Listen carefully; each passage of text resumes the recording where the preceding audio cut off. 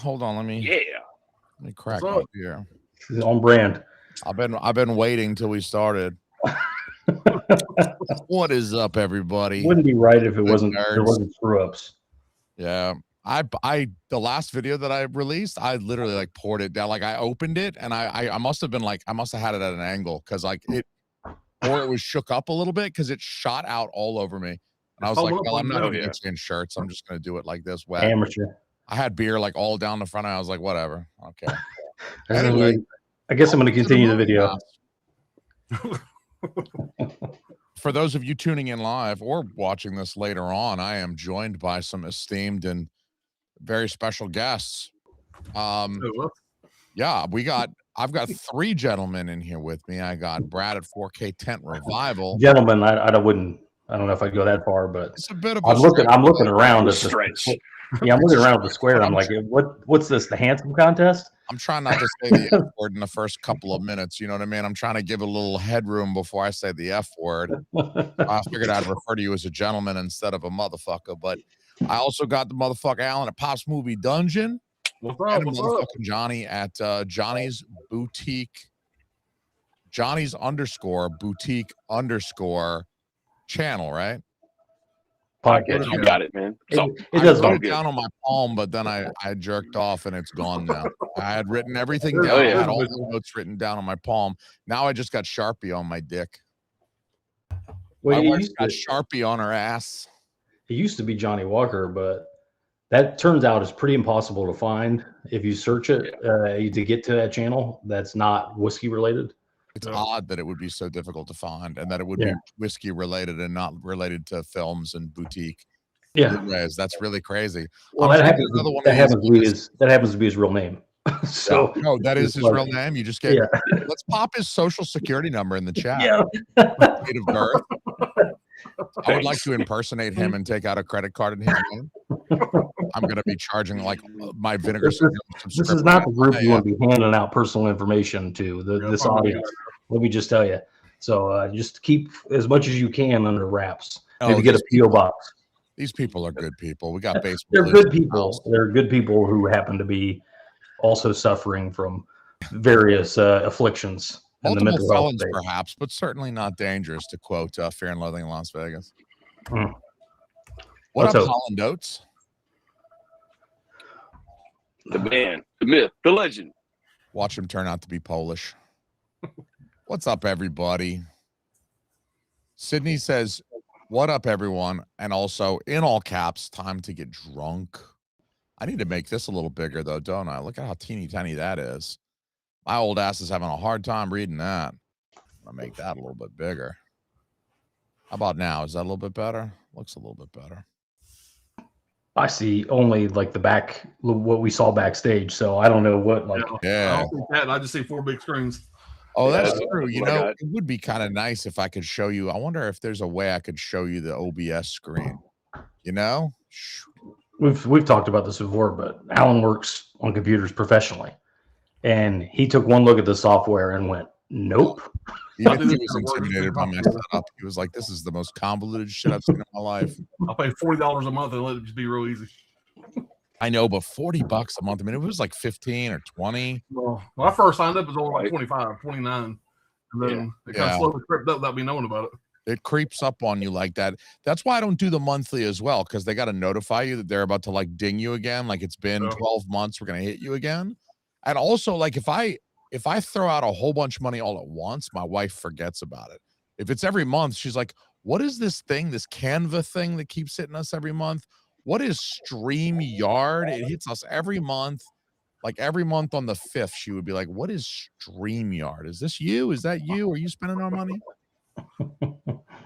So I drop it all at once. Sofa 747. What up? We know Sydney's out there getting drunk. I gotta say, I didn't plan anything really for us to discuss, but the good Lord gave us some topics today. How about old Chuck Norris passing away, huh? Yeah, man, I hate that. He was so young. I know. I thought he had another 100 years left at least. This drives me crazy when it's like, listen, I get it. Your hero died. He stroked out. The dude was 86. He was 86. Yeah, but He in was my mind, he's still 86 longer times. fucking played. Kicking ass, you know, Texas Rangers. Yeah, Alan has this unique ability to time capsule a person. Like Clint Eastwood is permanently 55. Sylvester Stallone is permanently 44. I mean, it's just, that's how it is. But these guys are secretly 100 in the real world. Yeah. But I get I it. mean, 86 and Chuck Norris years to us is like, dude, he just hit his prime. Yeah, I know, that's a good point. That's a good point. Of course, at work today, somebody said in our chat, we got like a Teams chat, that Chuck Norris just died. Of course, everybody started doing the Chuck Norris jokes all fucking day long. Yeah. It was a blast from the past. I mean, the Chuck Norris, I remember the Chuck Norris jokes being a thing in like 2004, 2005. And they were pretty funny then, but it's like 20 plus years later. It's like, come on, guys. Yeah. But he was doing what he loved. Like he was posting video of him doing like martial arts, like hitting a bag and stuff like that. I gotta say, like it's nice that he was doing what he loved. Well, I mean, again, I'm not going to cry for anybody, but the man was 86 and died in Hawaii. Yeah. Which I believe he lived there. I think he did all right. Yeah, pretty good life. He'll be all right. Yeah. I think he did all right. Every year, like I do when I was doing my podcast, I used to do it, and I did it just this past January here on this channel. I like to do an in memoriam, and I probably should break it up and do it every month now. I used to do it just once a year, and it used to be the whole previous year, but it was like a 2-hour episode, which was okay when it was a podcast, but I don't think it works too well on the channel. But regardless, you know, during the in memoriams, I always have to, you know, you have to kind of separate like what are the tragic deaths from like when they're 86 or they're 93. It's like it's sad that they're dead. You don't want them to die, but at the same time, it's like tragedy is not really the right word for it. When they're 22 and they OD or they get hit by like a drunk driver, it's kind of a tragedy. But when they're 93 and they pass of old age, you know. Yeah, it can be both too. Like Gene Hackman. Yeah, that's a tragedy. And Rob Reiner because of the murder. Even though he was like 113 or whatever, but it still was it was still horrific. Yeah. Rob Reiner. Rob Reiner too. Yeah, Another Rob Reiner thing. Even though again he was probably 80, still tragedy. Yeah. I mean, and you know, to go that way, you know, to pass. And I mean, how much longer do we have with Arnold? Arnold now back on the gas, 78, going hard to get in shape for Conan the Conqueror or whatever. Yeah. Look, he got slowed down. He's had that TV show, Food Bar. He's on season 2 of that, whatever, and you know that's a killer show, by the way. But so he's staying busy as fuck. You got to think the gas is going to run out at some point.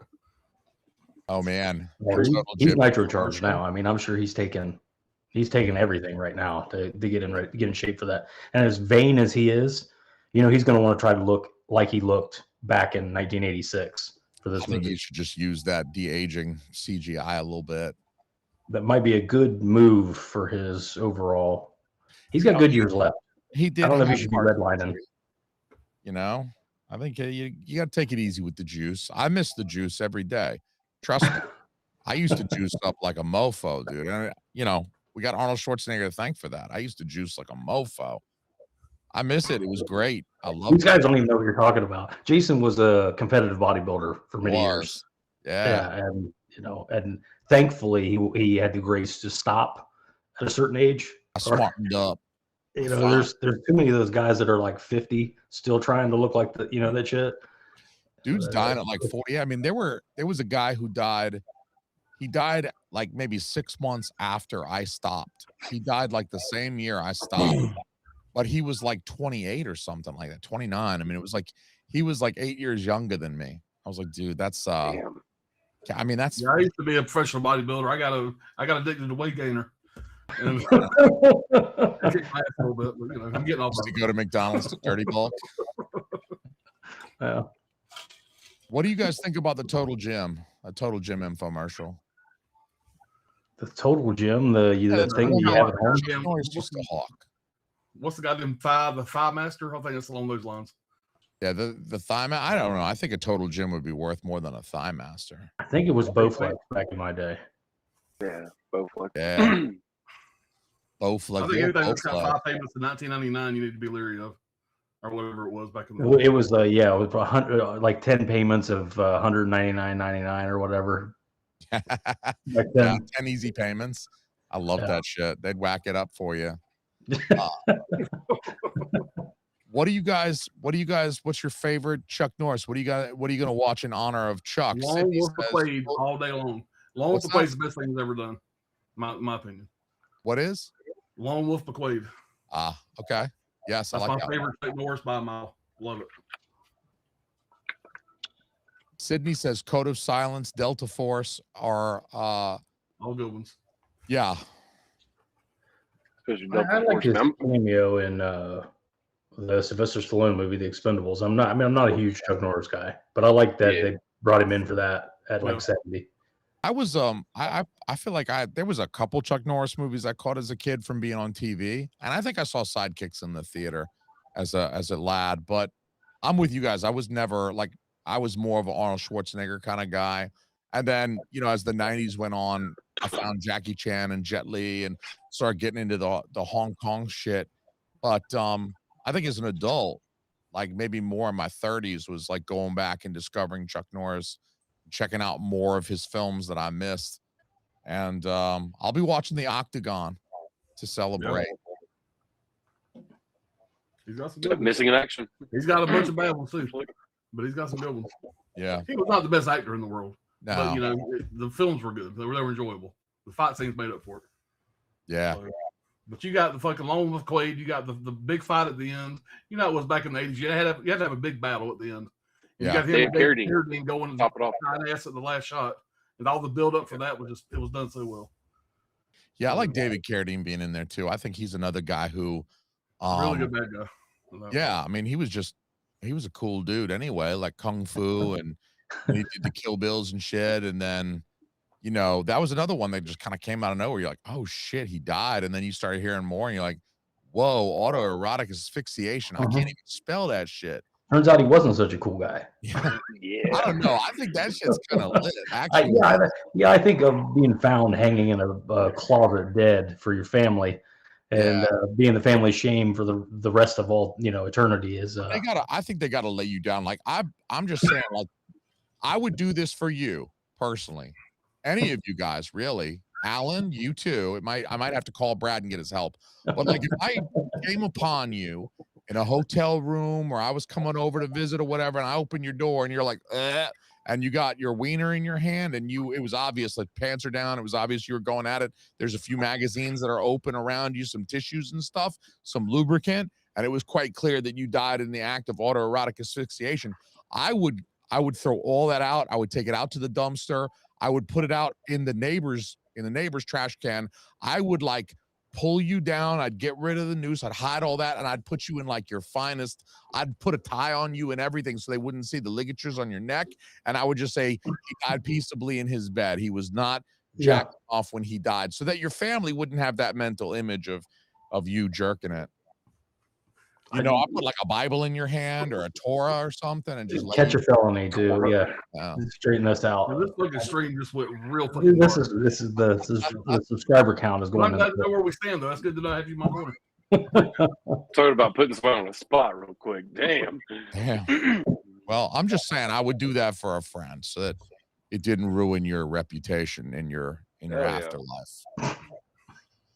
I'm flattered that you think I have a reputation above that. That is very nice to hear. I mean, I think there are some benefits to being able to get off real quick, like before you choke out. You know, if you can get off real fast and then get yourself loose, I think there's a benefit to that. Daniel Banks looked into this far too much. I mean, clearly, you know more about this incident than any one person should know. You're like, wait a minute. In the late 2000s, I did a deep dive. What year did David Carradine die? Was it like 08? I don't recall. 09? Somebody in the chat looked at Google that shit. One of you guys is sober in the chat. Maybe 10 years ago, something like that.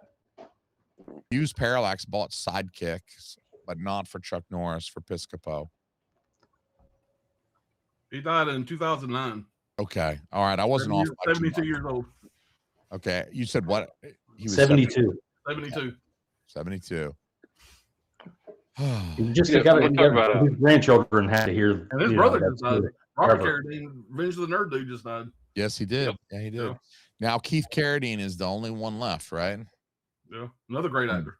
Choose Me. He's in a Criterion. Yeah. He's in David Carradine's in Boxcar Bertha, right? Yeah, Boxcar Bertha. Keith Carradine was in Fear of the Walking Dead. He was really good in Fear of the Walking Dead. Oh shit! You just gotta imagine being one of his brothers after that happened, and you're like getting older, and you're like, well, shit. I gotta really mind my P's and Q's. I can't die weird. Yeah. So I gotta sleep fully clothed, in case they find me. I gotta have like really weird. I gotta live extremely perfect the rest of my life, or everything's gonna be somehow some perverted thing. I definitely don't say the wrong thing. Don't leak the Epstein files. You're gonna get took out by Hillary. You know what I mean? Don't do anything. Exactly. It's gonna be like, of course it was him. Look at his brother. So do you guys think that Chuck Norris is going to get mentioned at the Oscars next year in the in memoriam? Yeah, I think so. Well, I don't know. Hulk Hogan wasn't this year. And if there was ever a star, a huge star that died, Hulk Hogan wasn't there. So yeah, I don't think he fits the profile anymore. Damn. Do you think that maybe they kind of pick and choose based on sort of the personal things around a person now? Like, absolutely. Controversy he had, but Chuck Norris is clean as the fucking whistle. No mention Chuck Norris, I think. Yeah. Let's hope. I mean, the Rob Reiner. Didn't anybody watch the Oscars? First of all, I watched it on YouTube the next day. I didn't watch the Oscars though. I did not. I can't say I give any shits about it. Yeah, I lost interest many years ago. Yeah, same here.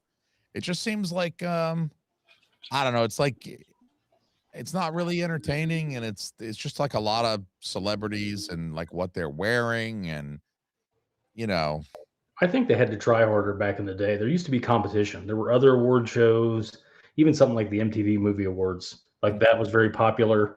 And now it's like just the Oscars, so they can just do whatever they want. I think that's what's happened. Yeah, it is too bad. It's a good point. Yeah. Christopher Lee was in a Chuck Norris film. Am I blanking that one out? Which one was that?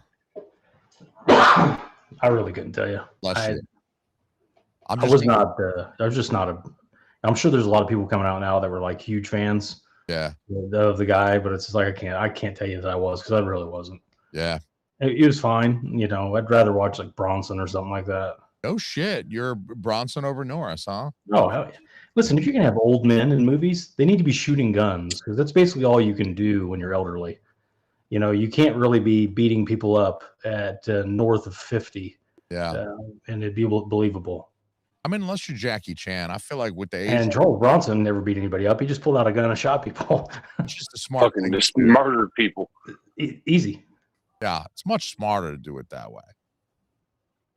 I feel like Jackie Chan was 50 years ago, and he was still beating people up. I feel like with Asians, it's difficult to tell. He did a movie, The Foreigner, and I think he was 60 when he did that, and he was still beating people up, and it was still the way they did it was at least somewhat believable. That was the one he did with what's his name, Pierce Brosnan, right? Yeah, Pierce Brosnan's the villain in it. The movie with Chuck Norris and Christopher Lee is called An Eye for an Eye. It's got Chuck Norris, Christopher Lee, and Richard Roundtree. I know that one too, huh? Sofa 747, Missing in Action series and Invasion USA are great. Sofa 747, how you doing, man? You seen your kids lately? Hope they've been calling you and shit. I'll get Silent Rage is somewhat a horror movie from Norris. Not to me. It's looking me up, not seeing the chat. Yeah, this is I don't even I'm checking my phone to see what's going on. Gotta keep up with the chat. Yeah, I don't know. I gotta be able to give you guys access to OBS, because that the software that we're using for the video, obviously you just see the video. You don't see the stuff that I got on the. Well, we do. It's not to be totally fair. We do the chat different than anybody else. Nobody does the chat the way we do it. So yeah, you guys do. It's always going to be weird. You'd run the chat. You'll go. Yeah, we'll kind of in sections just stop and catch up with the chat and then go back to doing whatever we were doing. It's not a terrible way to go, but then I feel like you wind up like some shit I'd be talking about like 10 minutes ago. I'm like, oh yeah, this person commented on it. They got a response to something I was saying, but like also I'm an idiot and I'm drinking beer this whole time. So I'm like, I forgot. What are you talking about? Like, what? It's late. We're elderly. I mean, it's a whole thing. I totally get it. Yeah, like there'll be like, you know, girls in the comments like, you said the R word when you were talking about Forrest Gump. I'm like, what? No, I didn't. I don't remember saying that. You're still at that phase. I'm the one where I get those messages and I'm like, yep, whatever you think I said it, and I meant it. Just the way you think I meant it too. I meant it. I meant Probably it. Even worse than whatever you think. I meant it. Call whoever you want to call. I would have been mean to her, but I looked at her profile pic and she was cute. So I was like, all right, I'll be nice to you. You're like 27 in your profile pic and good looking. I was like, I'll be nice to you. I won't call you a name or anything. I just joked about how I felt like she felt like my mom. She was like, think about what you've done. Like I was like, I just got scolded. What up, Jeff? What up, John Doe Juggalo? I mean, you know, I've gotten that same comment, and it's like, how many mentally challenged people do you think are up at midnight watching a physical media stream? You know, like when I said the hard R or whatever it is I said. It is one of those things too, where it's like you like the words are just forbidden now. So it doesn't matter how you use it. It doesn't matter if you're calling someone that name or if you're simply saying, oh, somebody said this word and you repeat the word. There's no context in which the word is acceptable. And it's no longer just like a small handful. It's like any word that we don't like is now a slur. It's like any insult. It's like slur and insult are just the same thing. If you thought of a mean word to say to someone that's offensive, they're just going to be like, well, how dare you use that ableist slur when you talk to me? Don't call me. When I first started YouTube, all my kids, I got 4 kids. All my kids were like, Dad, you'll get banned in a month. Dad, please don't. And, you can't say that. Please don't say that. Don't say this. You know. And then he meets me or Johnny. Like we're past that age where it's like we're gonna go, hey, let's change our vernacular. Yeah. For the modern times. I'm too old for that. I'm not doing it. And by the way, the current vernacular is like kids saying for real type shit. Yeah. You know, on God, you know, no cap. How silly is it when you see some guy with like gray in his beard, like me and Alan, like saying on God and shit? Like how stupid. We're cooked. No, a 70-year-old guy going, we're cooked. Yeah, we're cooked. Like, no, I'm not doing it. You all sound retarded. I'm not gonna play along. I think cooked is good though. Like I think that one works. Like the UK is cooked. Like I say that sometimes. Is it any better? Is it better than fucked? I mean, how is it different? Well, I think it's different in the sense that I could say the UK is cooked in the presence of my mom, and she wouldn't be like, oh, Jason, you know. And I say the UK is fucked, and she'll be like, oh, Jason. She doesn't. Sure she's never heard or seen you do anything like that ever before. She used to have like an F-bomb counter. She would leave my chat, like if she was in the live chat. She'd be like, you hit 4 F-bombs, I'm going now. So we had like a Grand Jan F-bomb chat or F-bomb counter. Where John, you have kids that age. Do they talk like that? Do they say, you know, all that? Yeah. Mumble talk? My youngest one, she's definitely up to date on all the current lingo, like the 6767, whatever the fuck that is. Yeah. Brain rot, that they call it.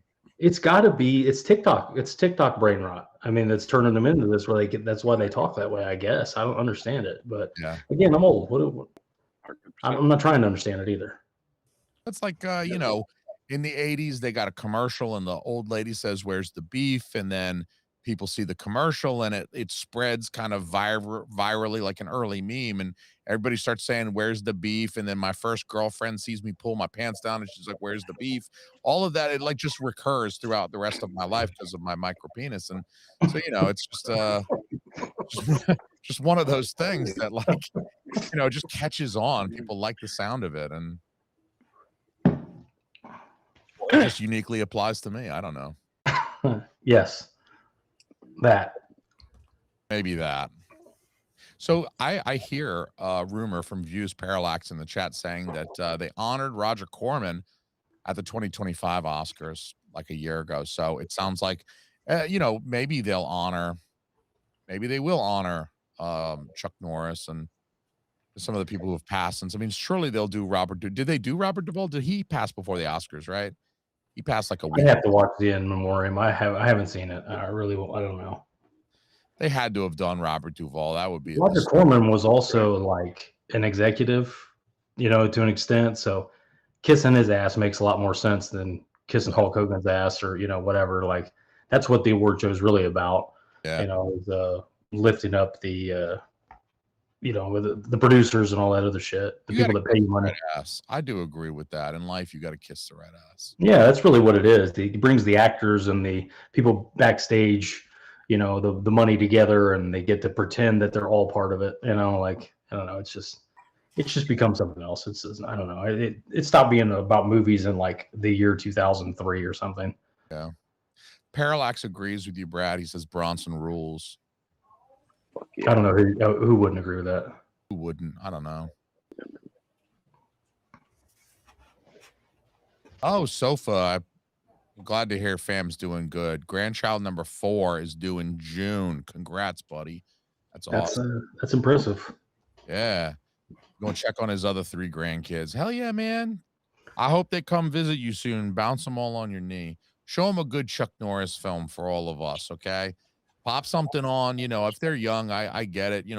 Pick something like Sidekicks that's not terribly violent, but, show them the great, tell them who the GOAT was when he was still here. Yeah. I wonder how that works out for, fathers trying to show their kids their old favorite movies. I just something about this generation. I just don't know how that pans out. Like, hey, yeah, you want to watch, you name any movie, Teenage Mutant Ninja Turtles from like 1990. Like if you show a kid that today, they're going to go, that looks so fake. Or, we're really into it. They love watching me introducing them to old shit. Like just an example, my son was over the other day and I showed him Vision Quest with Matthew Modine from the 80s. He fucking loved it. And so he really digs the older shit. He loves for me to find an old 80s or 70s or just an old classic, whatever, show it to him, whatever. And for the most part, he likes them. But my daughter came over the other night, and she does not like the kind of movies I like. But me and her watched Point Break and Seven, and I thought she would hate Seven. She fucking loved it. She's like, "This ain't that bad. This is like a episode of Criminal Minds or something." How old is she? How old is she when you showed her Seven? This was last weekend. She's 32. Oh, okay. 32 is safe. Yeah. I thought you were going to say she was like 16. An anime and shit like that. She watches Disney shit. She's not into fucking Seven for sure. Yeah. Well, I mean, she's a normal, well-raised woman. She's not a degenerate freak like us. That's true. No, she called me and said, "Look, I'm gonna come over Friday. We're gonna watch a movie. You find something that you think I'd like." I was okay. So I kind of looked through. We're gonna try this out. See how she does. We're gonna see what she thinks of the dildo knife. Yeah, I don't know who's here watching this, but I got a lot of private messages because we've been gone so long. I appreciate the concern. We're all good. We're all fine. It's just, old man stuff. We're all busy. Things are going on. Alan's gearing up for retirement. Johnny's working himself into an early grave. Typical shit. I'm losing my mind, clearly. Obsessing over this current economic cycle. So I've been busy with that, and it's just we've not been able to put anything together. So I'm sure it'll happen sooner or later when things slow down, if that ever happens. We ain't going nowhere.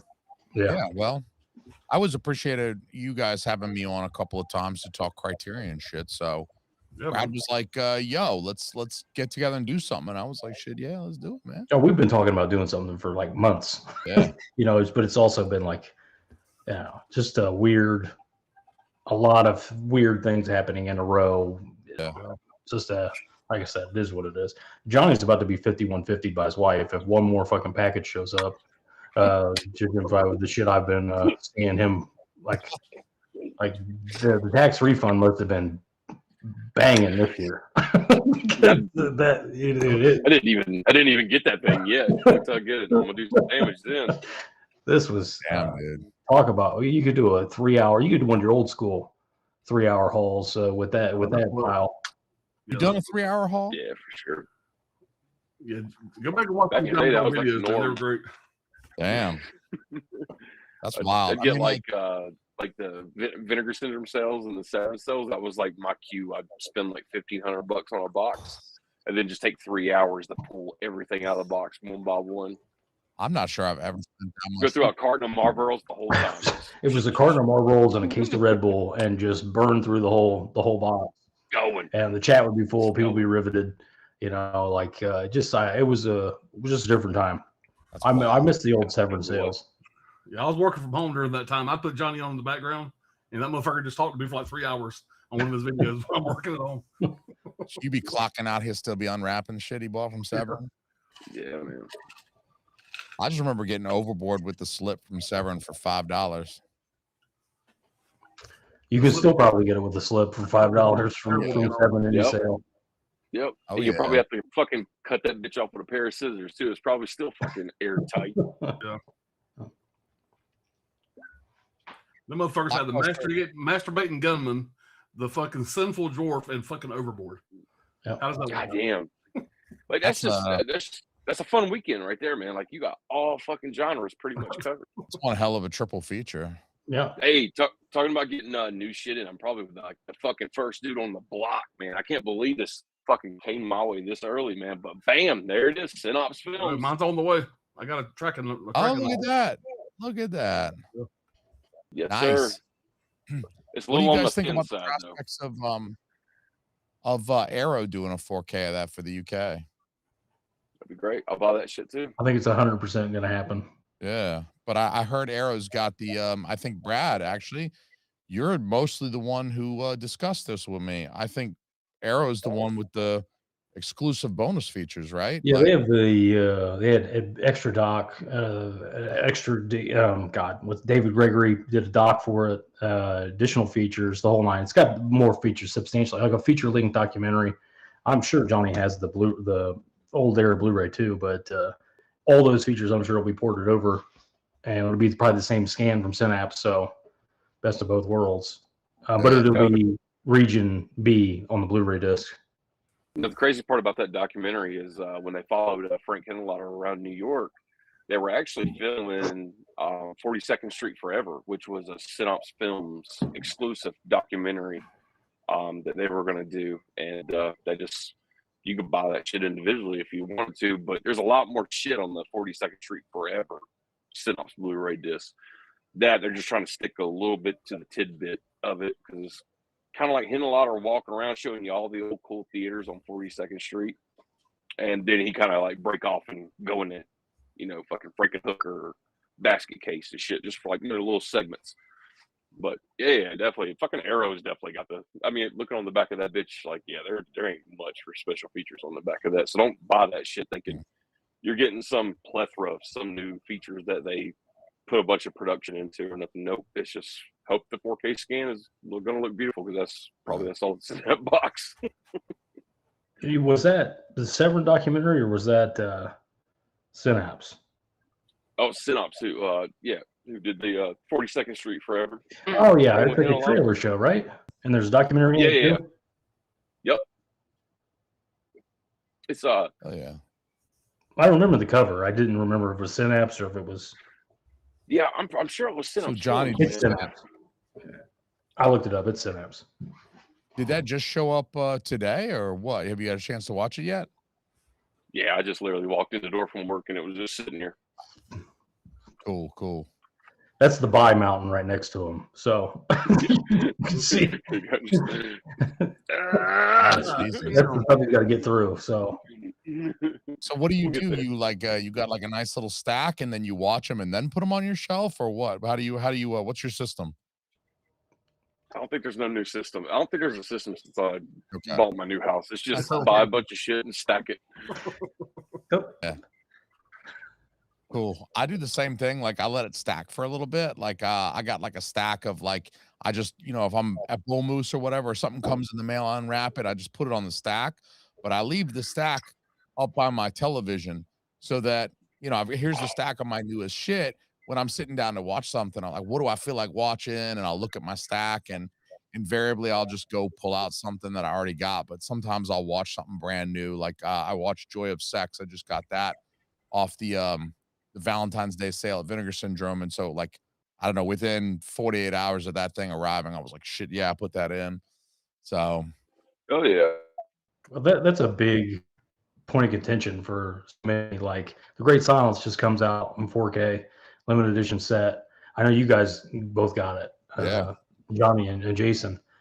And it's going for probably, who knows what the fuck it's going for now. I have no idea. Limited edition. But both the years are opened and watched. Yeah. I guarantee you're one of the few people that bought that fucking thing that even opened it, let alone watched it, let alone seen it before, knows what it is. Yeah. You know, but it's a whole different thing. This baseball card, comic book type collecting to me mentality. Is really weird. This is a topic that's near and dear to my heart because, you know, I didn't get that Faces of Death. Did anybody else get the Faces of Death steelbook? Didn't. Now the one at Walmart. The movie itself is not great. I got it just for fucking nostalgia. The best part about this is the commentary. The commentary with the director and some other dude, whatever, he's going through saying all the shit that's real, all the shit that's fake, how he faked it out. The commentary is worth buying this for. I mean, the movie itself is what it is. It's Faces of Death. But the commentary is definitely worth getting that just for that. They were like 4 or 5 or 6 Faces of Death back in the day too, right? Is it got all of them or just the first one? Yeah, a ton. But there's then you had the mini traces. It was a whole other series. Yeah, there's a new Faces of Death movie coming out, and it's about a serial killer that's inspired by the movie, obsessed with the movie, and he's like kind of recreating it in a sense. Yeah, I saw a trailer for that. It actually looks pretty good, I thought. Yeah. But that got me wanting to see it. I actually rewatched it. It didn't do much for me. But you know, when you're a kid, you watch it. You know, it's shocking, and it's kind of like, what do they call it, a rite of passage from back in the day. But yeah, as an adult, you're watching like, this is corny. I have to listen to the fucking director and all the shit he did to make it, the fake stuff look real. It's almost funny to watch it now. Yeah, you know, I was gonna say, like, I remember being so controversial, and now it's almost like a fucking comedy, a dark comedy or something. I remember we got somebody's older brother or something to rent that for us when I was 13, 14. We got, I don't know, Faces of Death Part 3 or some shit, and popped that thing in the middle of the night, like midnight or whatever. All the parents go to sleep or whatever. We popped that thing in. It's 4 of us, you know, just chilling out watching this shit. And I mean, I was young and dumb. I didn't know any better. I mean, I'm still pretty dumb, but I was young and dumb. I didn't know any better. Like it all looked believable. Like none of it looked fake. Like Cellar Dweller or something. Yeah, I mean, for the time, it was just kind of the way it was shot too. And I think it's on 16 millimeter. On camera. Cannibal Holocaust ain't got shit on this. I mean, this goes hardcore. The only shit that's real is the animal death, but it's all stuff like Slaughterhouse, the shit, you know, we eat our hamburgers and shit. Yeah. It ain't like, you know, gratuitous stuff. It's stuff that, you know, they just show the shit that really happens, you know, but they do it in a way that's pretty fucking nasty, but it almost turned you into a fucking vegetarian. But that's the only shit that's real is the animal stuff. Everything else is fake. What's the Severin documentary called? The Killing of America? If you're at all into that sort of thing, I would recommend that documentary, The Killing of America, from Severin. Now that's the real Faces of Death. Damn. Yeah. Yeah, I get that stuff now and again. Like I'm in a couple of group chats where people will send me some gnarly shit. You know, like Indian dudes on the top of a train, like getting electrocuted, like, you know, bursting into flames and shit and falling off. And every time I see that, I'm just like, thank Jesus for AI, because I'm just going to assume that was fake.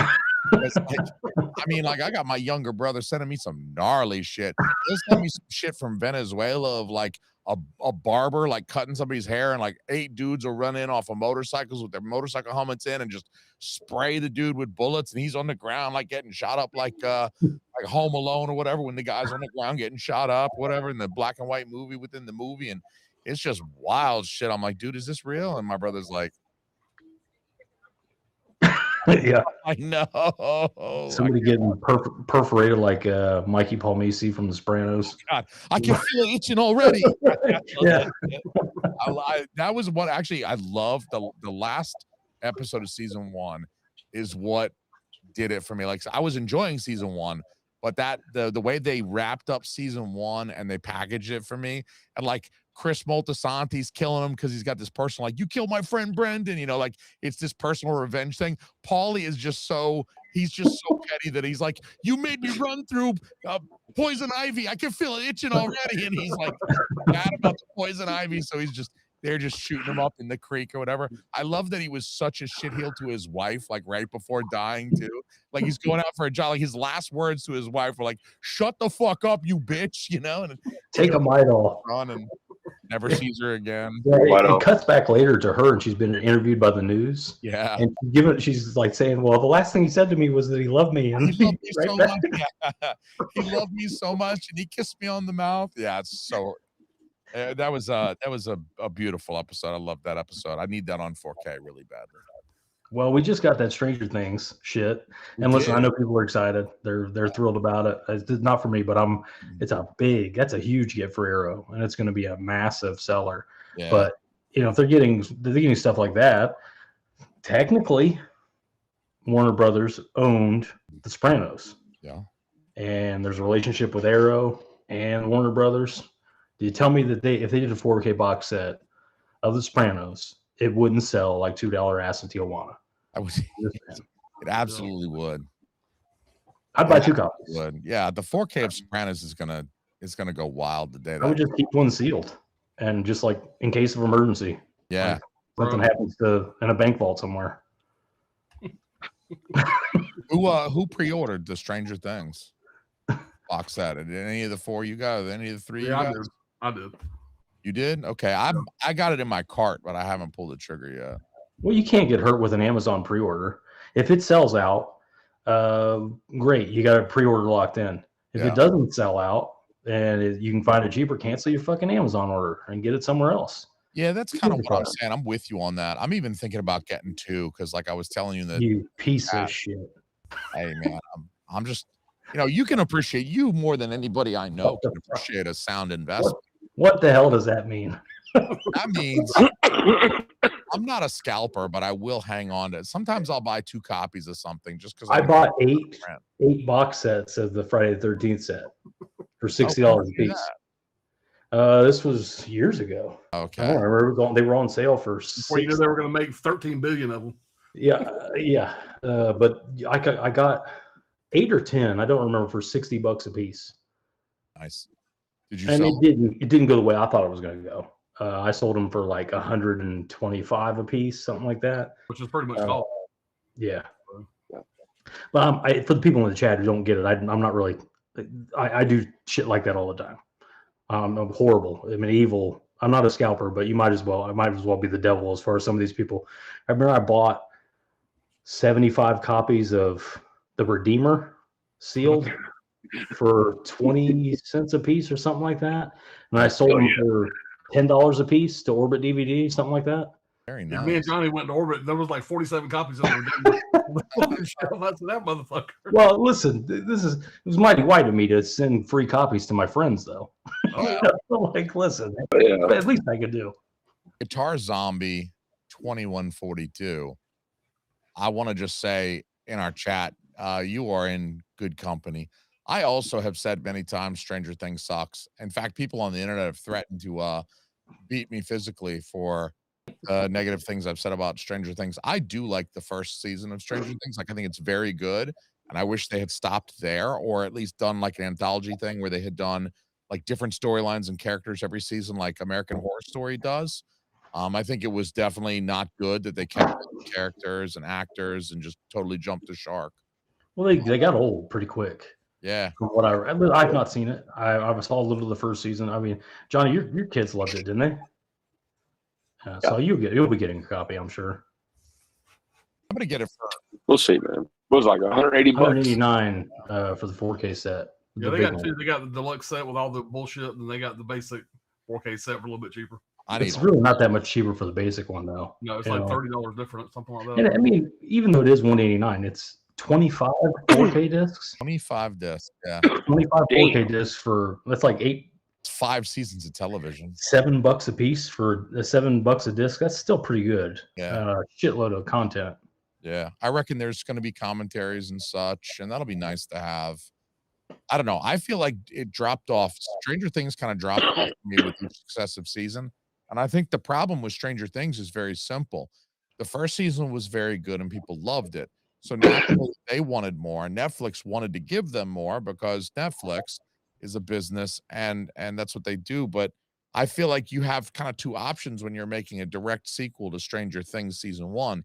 You either like do season 1 over again, basically, which is what they did with season 2. Then everybody complains it's just the same shit rehashed, or you go like in a wildly different direction and you get Stranger Things season 3, which is like the Russians have a bunker underneath a mall in the middle of America. Like how? And people are fighting Demogorgons with swords now. The whole thing, it just jumped the shark by being something totally weird. And so there's just really no good way to make like a viable sequel to Stranger Things that wasn't either like a total rehash or just completely ridiculously like another thing entirely.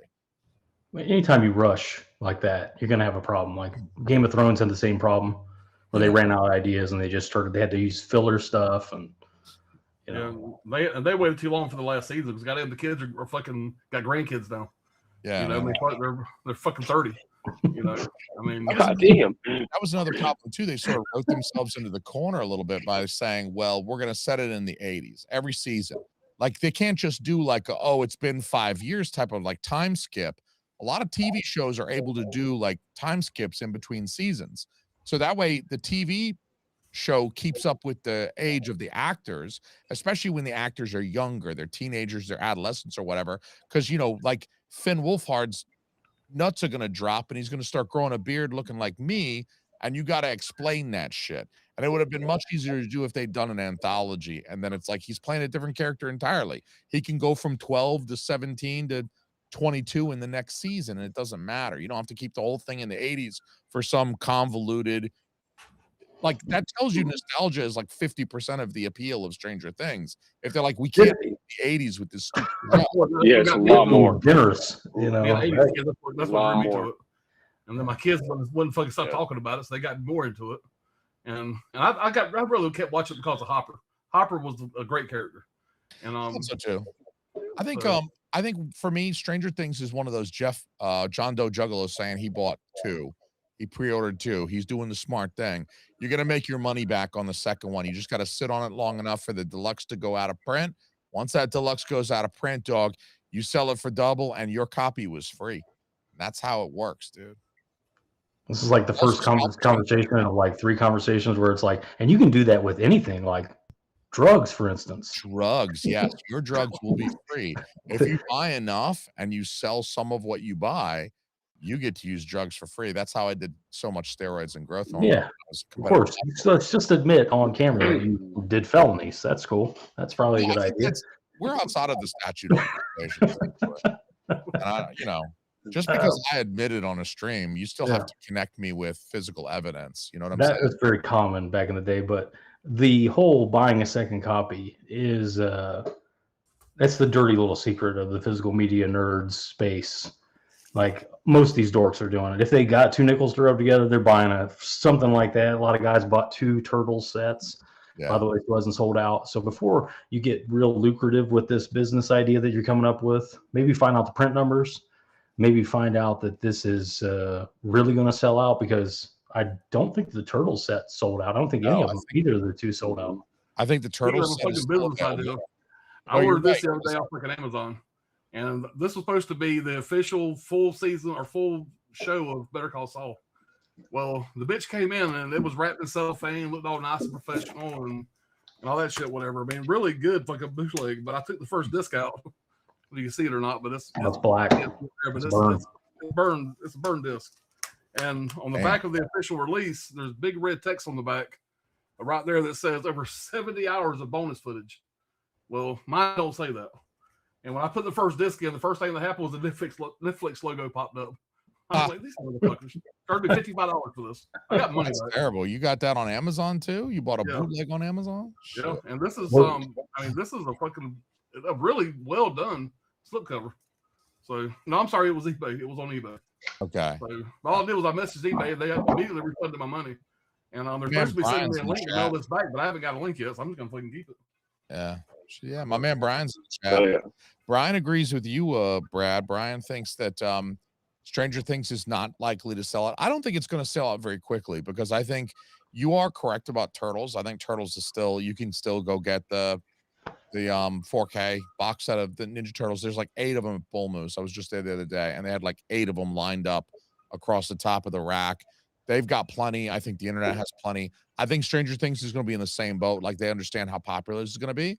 So I'm sure they've arranged to print like tens of thousands of copies. Probably it's not going anywhere anytime soon. Base audience is watching Stranger Things is watching it on Netflix. They're streamers, not really into physical media. Yeah, you know, a lot of us freaks are going to buy it, but the general society is going to watch it on streaming. They're not going to be, you know, clamoring to get the 4K or whatever of it.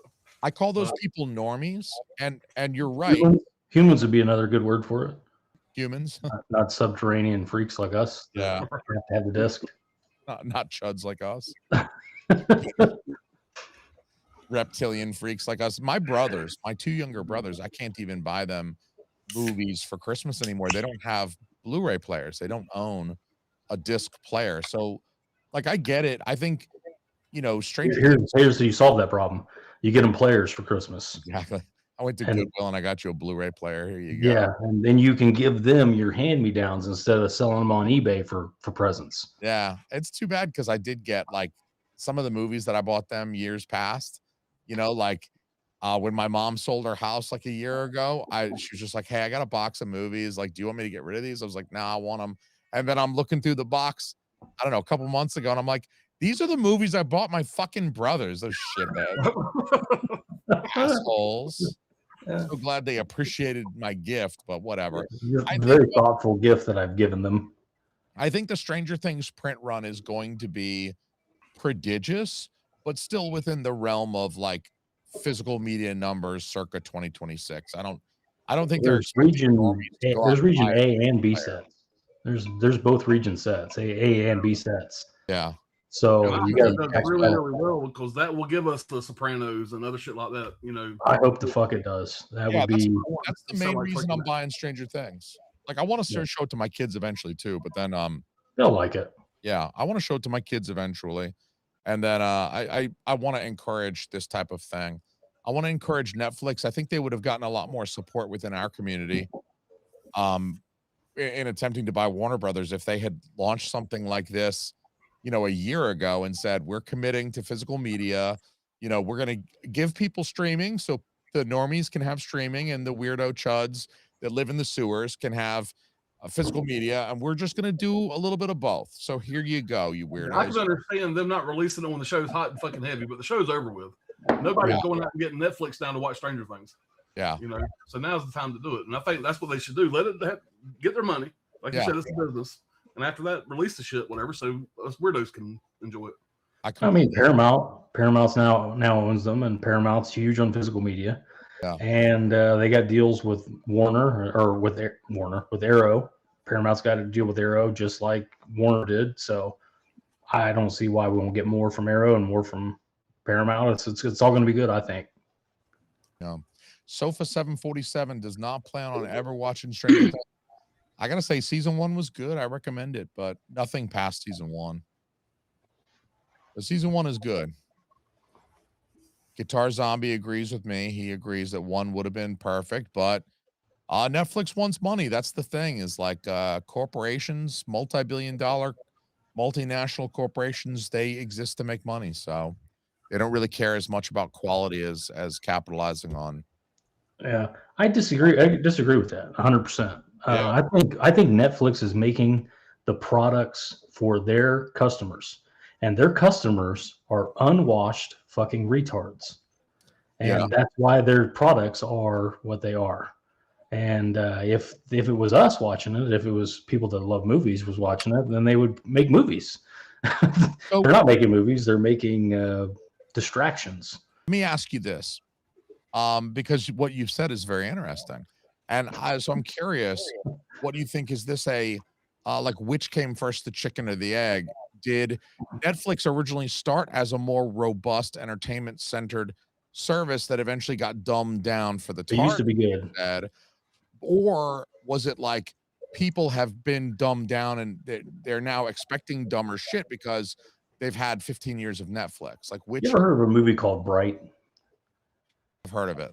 Bright, starring Will Smith. Yeah, that was kind of the the parallax shift. Yeah, the alien partner or something like that. Yeah, it's about like it's a fantasy set in modern times with elves and fairies, orcs and shit like that. That movie was made, cost a lot of money, big budget, all this stuff. Came out kind of stupid.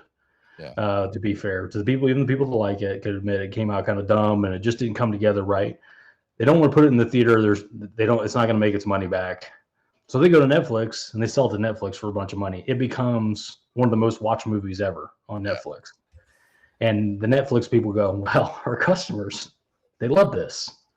Let's give them more retarded stuff. That, again, that's just my opinion. You think they had a meeting where they were like, they had a meeting and said, no, that movie now discovered our customers are idiots. Yeah, let's make it stupid and make it more, and that's what we're getting now. So just to clarify, and also to give Alan and Johnny maybe a chance to chime in their opinions as well. Listen, the views and opinions expressed here by me do not represent just to get it straight, like, you think, okay, Netflix customers are idiots, and yes. Netflix finally cued into the fact that everybody's sitting at home with their phones, like half watching, because everybody's got their phone and they're doing this and they're only half watching the movie, and Netflix just smartened up and started catering to them. Yes. Okay. The asses are, I've told you this before. Yes. The asses are the masses. And you can't sit there and pretend like you're normal because you're not normal anymore. Those days are over. The monkeys have taken over the asylum here. It's a different thing. We are the old guard. It's past us now. Like I said, people that say no cap, on God, for real. They are idiots. Bro. No, people say bro. They are idiots. Those people are morons. That's the same people that are Netflix subscribers. Yeah. Okay. That's my opinion on it. Out there, like, I got Netflix, but it's like, also I got kids and they want to watch K-pop Demon Hunters 25. And they want a large selection, and it's very easy, and they they don't care about high definition or anything like that. They're kids. Dude, I actually got my kids, like, especially my oldest, I got her on that 4K shit. I'm like, 4K is better than streaming. I was like, you don't need to know why yet. I'll explain it to you in a couple of years. But like right now, the disc is better than the stream. Always remember, like, if mom tries to turn on the stream, you remind her, go downstairs. Try the disc. I taught her how to put the disc in properly, how to like hold it without getting the smudges on. Listen, you don't put peanut butter on the disc. Yeah. Young one, no, I won't let the young one touch it because she really will have like peanut butter and shit all over. Yeah. Like, well, she's a very small child. But I liken it to a barbecue. Johnny grills out all the time. You get some filet mignon, you get some grilled chicken. You also get hot dogs. Yeah. You don't try to give a little kid filet mignon. They want the hot dog. They want the cheap, tasteless crap. And that's what Netflix is. It's for little kids and grown morons. Yeah. Make sure you like and subscribe. Like and subscribe. Cancel your Netflix subscription, guys. No views, parallax, and offense attended. I see Brian in the chat. What's Brian? I like to see. I'm glad to see Brian back making videos. Yeah, man. Brian's been. We need more of his critical videos. I need the bad guy. I need the bad guy, Brian. I want that guy. Dude, Brian said motherfucker in his most recent video. And I was like listening to it. Like I'm like in my kitchen. I got him in the background. I got my earphones in and I'm listening to him. And at the end of the video, when he says motherfucker, I was like, put a knife down and I was like, my man. I was like, my dude. Like, yes. Well, yeah. He's very smart and he's just a nice guy. Yeah. But when he gets pissed off, you can tell, and that's the best. That's the best stuff where he's like, hey, you know what? Fuck them and this bullshit. Yeah.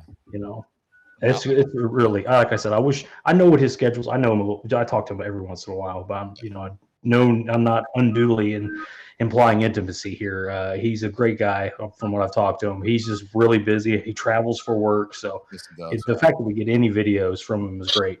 Yeah. He does stay very busy with his. He's got a couple of professional endeavors, so he does stay very busy. So anyway, lifted that Samuel L. Jackson quote really quick from the Hateful Eight right there. You just snuck that shit in. Nobody picked it up neither. By the way, that's a big flub that's not a 4K. But we should got it for winter. Like now we're gonna get that 4K in the middle of summer for Hateful Eight. I mean, what the fuck, guys? Yeah, that is unfortunate. I'll take it anytime. Don't get me wrong. Let me day one. I love that movie, but Jesus. Yeah, I'm definitely not watching it in the summertime. That's for sure. You know me, Brad. Like, how you're sick. You're sick in the head. I take it pretty far. Like, I do take it pretty far.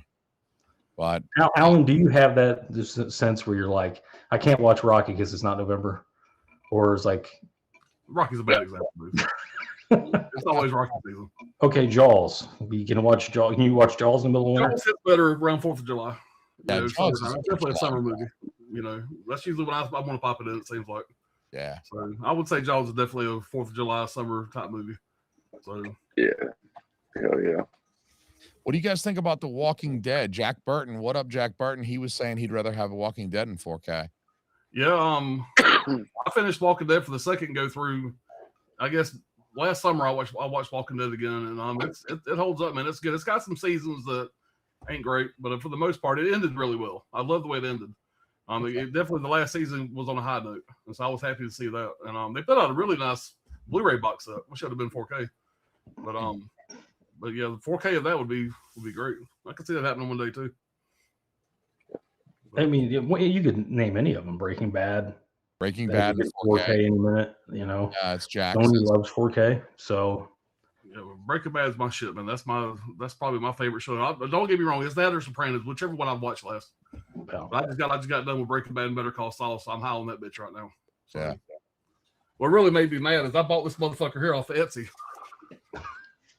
and I wanted to get a fucking hat to put on this motherfucker. For half a second, there ain't too many kid size fucking hats to fit this melon, so I need a fucking kid size. You said you bought that off Epstein. Etsy. You bought that off Epstein, and I was like, "What? The what?" Like off Etsy. I was like, "I had one beer. Don't you be telling me you bought shit off Epstein already." I got a fucking Walter White hat. I got to do something with. Yeah, I'm not ready for that. You can't wear that hat though, bro. No, I'm not. It's too fucking small for my fucking head. Parallax finally got to the meat of things. He's finally realized what this whole thing is all about. He says, "This is really just a long rant saying I am old." Yeah. He That's totally what we do. He has cut through the bullshit and he has come to the heart of the matter. Yes, I am old. We are old. We kind of suck as a result. And I apologize for my oldness. I never apologize for my fucking old. Yeah, I don't Okay, I'm the old crotchety man. Get off my lawn, dude. That's where I'm. I mean, what are these kids gonna do about it? They throw their like they get their feelings hurt when you look at them wrong. I mean, Jesus, what are they really gonna do if you've upset them? So why care if you've upset them? Yeah, that's why I'm so glad I'm retiring in a few years because I'm working in a whole building. I work in government. And I'm working in a whole fucking building of people that you got to be real careful what you say. You can't even write a fucking email. I don't need to get into this here. He's been drinking. Tank my stream, Alan. Tank my stream. You don't know. You don't heard Alan, I need you to take the wheel of my stream and fly it right into the World Trade Center. I need you to God damn. Right now for me, I just don't want to hurt nobody's feelings, but goddamn, it's almost impossible to. Yeah. You got to watch out at work, though. It do be like that. I mean, I've worked in a lot of government. You got to watch everything you say. People just don't want to find out that you have any thoughts that are like not orthodox. You know what I mean? Like It's just you got to keep that shit. Like I've learned. Like I like saying funny things and making people laugh, but at work, I'm like, you just got to go in and just be like, "Hi, how you doing? Whatever." Thankfully, I'm self-employed, or I probably wouldn't be employed. Yeah. There's no way it would work out. At least you don't have to deal with an HR department. That is true. Well, I mean, back in, last time I worked for somebody, it was commercial plumbing. I was a commercial plumber. So really the HR department was mostly ceremonial. You know, there's really no. Yeah, well, fucking Lenny and Gordon fucking knock the shit out of each other on a job site, you know, over a fucking a monster. You know, so it really wasn't a thing. But maybe today, who knows? Maybe today it's not like that. Brian, are you still in here? Jack Burton says Brian is fucking awesome. I found Brian's alt account. It's that's his burner. That's his burner for sure. That's his burner. Yeah. If you see somebody pop in here and start saying how hilarious I am and how amazing I look and how wonderful my hair is, that's definitely. No, it just your burner account is just your first and last name. So it's just to be the worst attempt at it ever. It's a terrible burner account. It's an awful burner account. It's just my mom coming in. You're so handsome. We used to get those. We used to get some burner accounts, and they would talk just like the people that we just made fun of in the video. Like it was somebody that we banned from one of the streams, and they would come back on the next stream under a different alias. I love that commitment, though. Honestly, like I don't even think I'd get upset about that. Like if I ban someone, first of all, I don't know what you would have to do to get me to ban you, because I'm not banning anybody. I'm just not doing it. Like I don't know how you would. You'd have to come over to my opened Pandora's box now. Now it's going to be a challenge. Please, I've thrown down the gauntlet. I just can't. But if you went, say, if I did ban somebody and then they went so far as I need in, I'm going to create a burner account because I need to be in this guy's chat that badly. I might just be so flattered that I'm like, all right, come on back in, bro. I unbanned you. Okay, go back to teaching everybody how to make LSD in the chat, at home in your bathtub. I'm cool with that. I don't even mind. I'll write down the recipe too, see if it's better than mine. Yeah, I don't know. We just had people that were obnoxious, and the autism had taken over a few times. Some of the stuff like that. And we criticized some of their favorite blue tubers. Yeah. By we, I mean me. People get their feelings hurt way too easy, and I hate to use the kid phrase, but it's not that serious. Yeah. If I disagree with you about your favorite movie or your favorite blue tube sensation who dresses like a 13-year-old boy or whatever, it's not that big a deal. You can still have your 13-year-old boy in 1988. You know what I mean? It's I don't know. I guess it's bad any year. Any year dressing like a 13-year-old boy is bad. I mean, you said it. That's all I'm saying. You said it. I didn't. But no one knows who I'm talking about. Don't worry. Nobody watches these streams. It's okay. Yeah. Nobody watches these things. Parallax says HR departments are painful, and we agree. Yeah. I think John Doe's pretty much sitting where I'm talking about. You write an email to somebody, and for example, I do IT work, and so you got an email, and it's this is going to be done, but Sarah had a problem with her printer. I called Sarah to look at her printer. I had to talk to Sarah. There ain't no her. I didn't talk to her. I didn't call her. I called Sarah. You say Sarah 47 fucking times. So, and it's just fuck. It's a little painful, but it's probably smartest for you. You know what I mean? I've learned the hard way. I see other people, and I've had people myself, where I'll say yes, ma'am, or whatever. I'm from the South. I'll say yes, ma'am. Yeah. I would prefer. I've had one person say I'm a sir. I'm not a ma'am. I'm like, what do you do at that point? You pretty much you're fucked at that point. I'm from the South as well. I say sir and ma'am all the time. Listen, you. I don't see so good anymore. Yeah. It says Georgia on my shirt. I'm wearing a Georgia shirt because I'm a bulldog. At least you actually went there. But I did, yeah. There's something about a grown man wearing a jersey that says a kid's name on it. That's 18 years old. He just went into college. That irritates the shit out of me.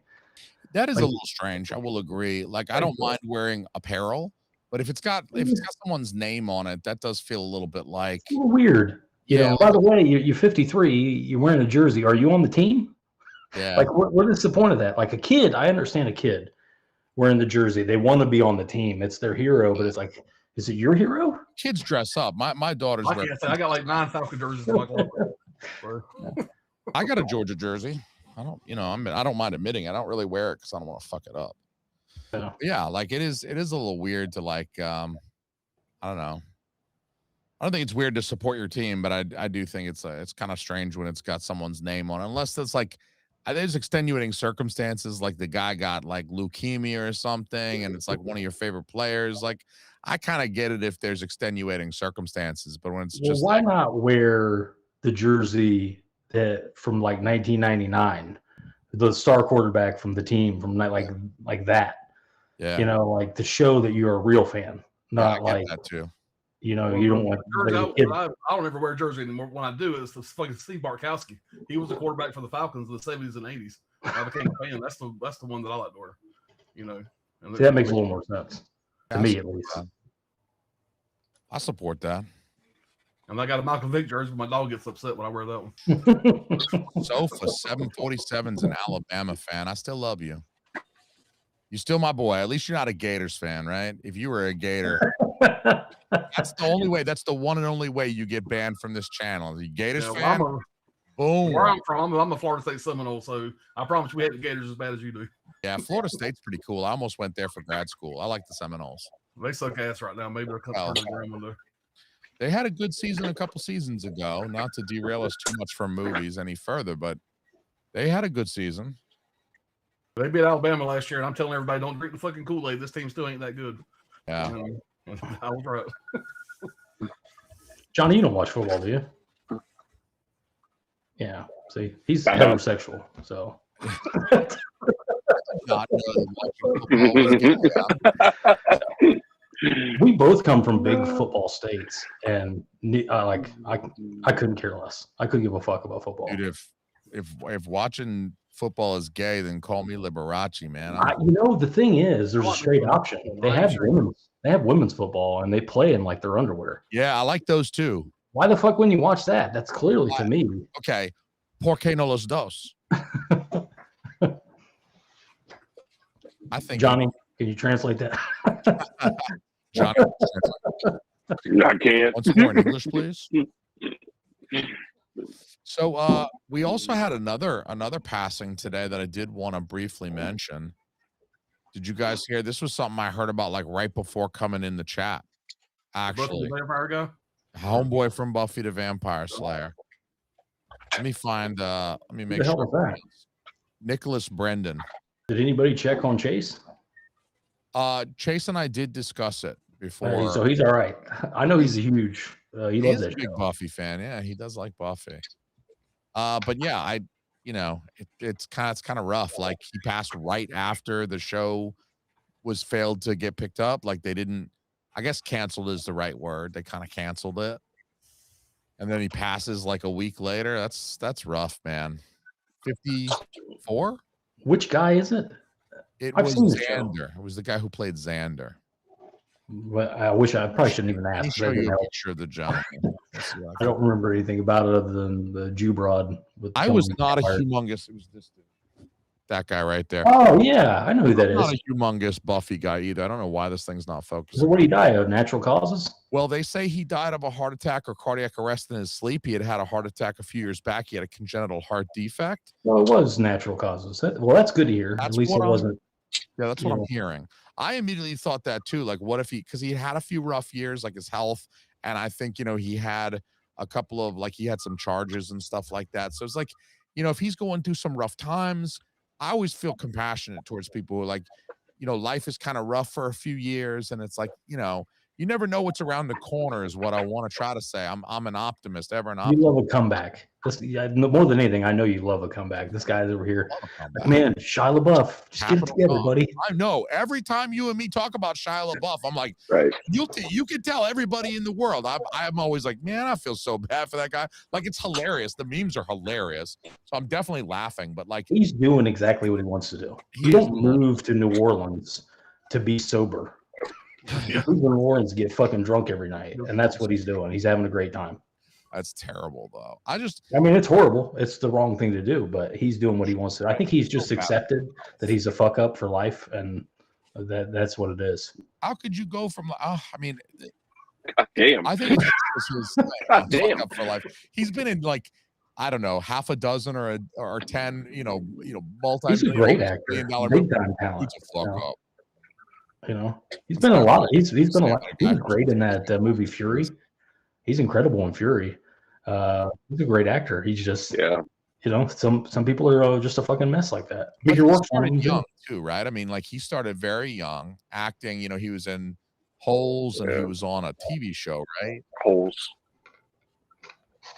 Yeah, I mean, if you start young, I just feel like maybe that he got kind of like he didn't get to experience.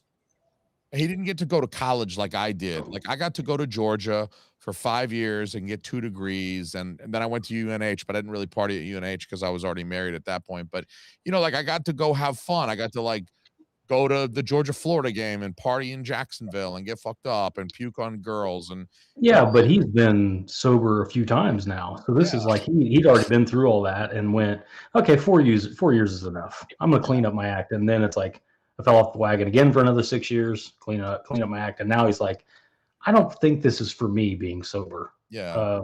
Right. Yeah. That's how I look at it. This is a perfect fucking, hit the nail on the head right there. You think Johnny Depp is sober? He's doing it. He's doing exactly what he wants to do, man. Like you said, he's fucking Mardi Gras is literally every day for him. Like he would have moved there to be like, I'm gonna get my life together. And why even say it? Why even go? Why waste everybody's time and say I'm gonna clean up my life this time when you're not, when you know you're not, and he knows he's not. Like he's like Johnny Depp's an example. But same thing. Where he's like, to you like yesterday, Brad. I was like, did like we were posting photos. I think you posted something of Shia, and I was like, dude. Didn't Mardi Gras end like a month ago? Like, what the fuck is he doing? Like, he's getting ready for throwing beads at girls. That's a dirty town, man, and that's what it's for. Like John Goodman did the same thing. Give him 4 more arrests, and he'll be right back on John Bernathal's podcast, being like, like life is so great. Like I got my shit together. I'm like, dude, like you were just in fucking jail like 48 hours ago. Like, what do you mean you got it together? Well, what I was saying was John Goodman did the same thing. He's out of New Orleans, and he just he was drunk for most of his best work and cleaned it up. And the last several movies he did, he was sober, but it took him till he was in his 60s to stop doing all that. So it'll stop being fun for him maybe one day, and maybe he'll quit. But right now, he's having a great time. You just ask him. I can't help but see him, and just knowing how young he got started in the industry and how seriously he was working. Like he's working on Transformers movies when he's 20 years old. Like he's not. But that example is it's a facile analogy because there's so many other examples where they're doing great. Jake Gyllenhaal was a child actor, all the way up. Ryan Gosling was a child actor. They all got their shit together. Why doesn't he have his shit together? They don't have Mexican mafia tattoos from head to toe, and they're doing weird shit like he is. Yeah, I just feel if like one man can do it, another can. Yeah. I think he just like missed out. I feel like he's trying to recapture something that he missed out on, or he feels like he missed out on. Well, I think crazy is just fucking crazy. It don't matter what your profession is. And his wife too. I think they found the perfect match for each other. They're both fucking insane. Mia Goth's a nutbag. Oh no shit! You got to. I don't know. Dude, there's every set she's ever been on. There's stories about her hitting people. Doing all kinds of crazy shit. That bitch is fit for a straitjacket. I kind of feel like her career is like sort of taking off right now. Yeah, she's a star, just like him. Big time talent, big time crazy. Yeah. Aren't they separated? Yeah, well, separated now. Come on, man. they may not even be married anymore, but who else would have them? That's the thing. I think they're probably they're probably just stuck with each other.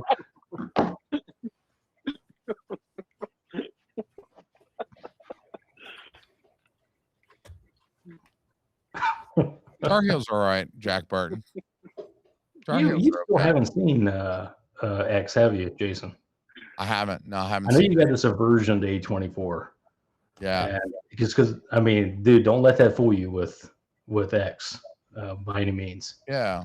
It's a good summertime watch too. Guy. I gotta say, I get turned off when I see the A24, but I don't know. I'm not saying I'm completely against A24 movies. It's just I even kind of wanted to get the trilogy when they released it on 4K, that big box, but it was like $100. I was like, I don't know.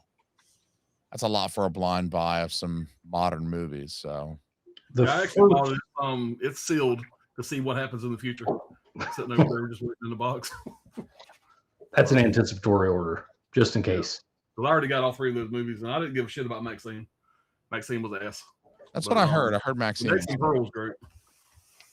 X was great from the start. Pearl, about the 3rd watch, I fell in love with Pearl.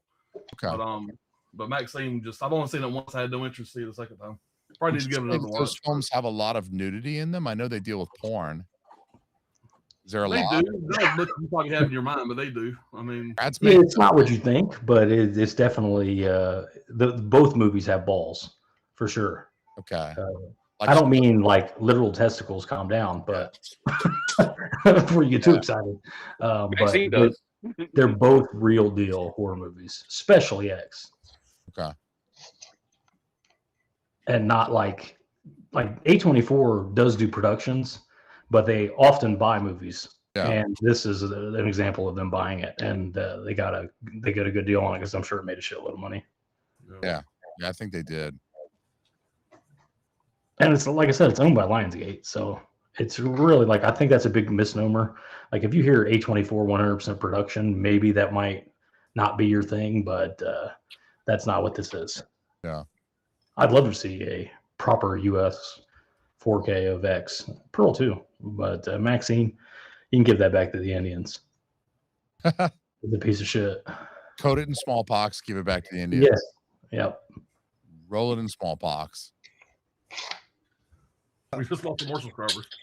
The Native Americans have left the chat.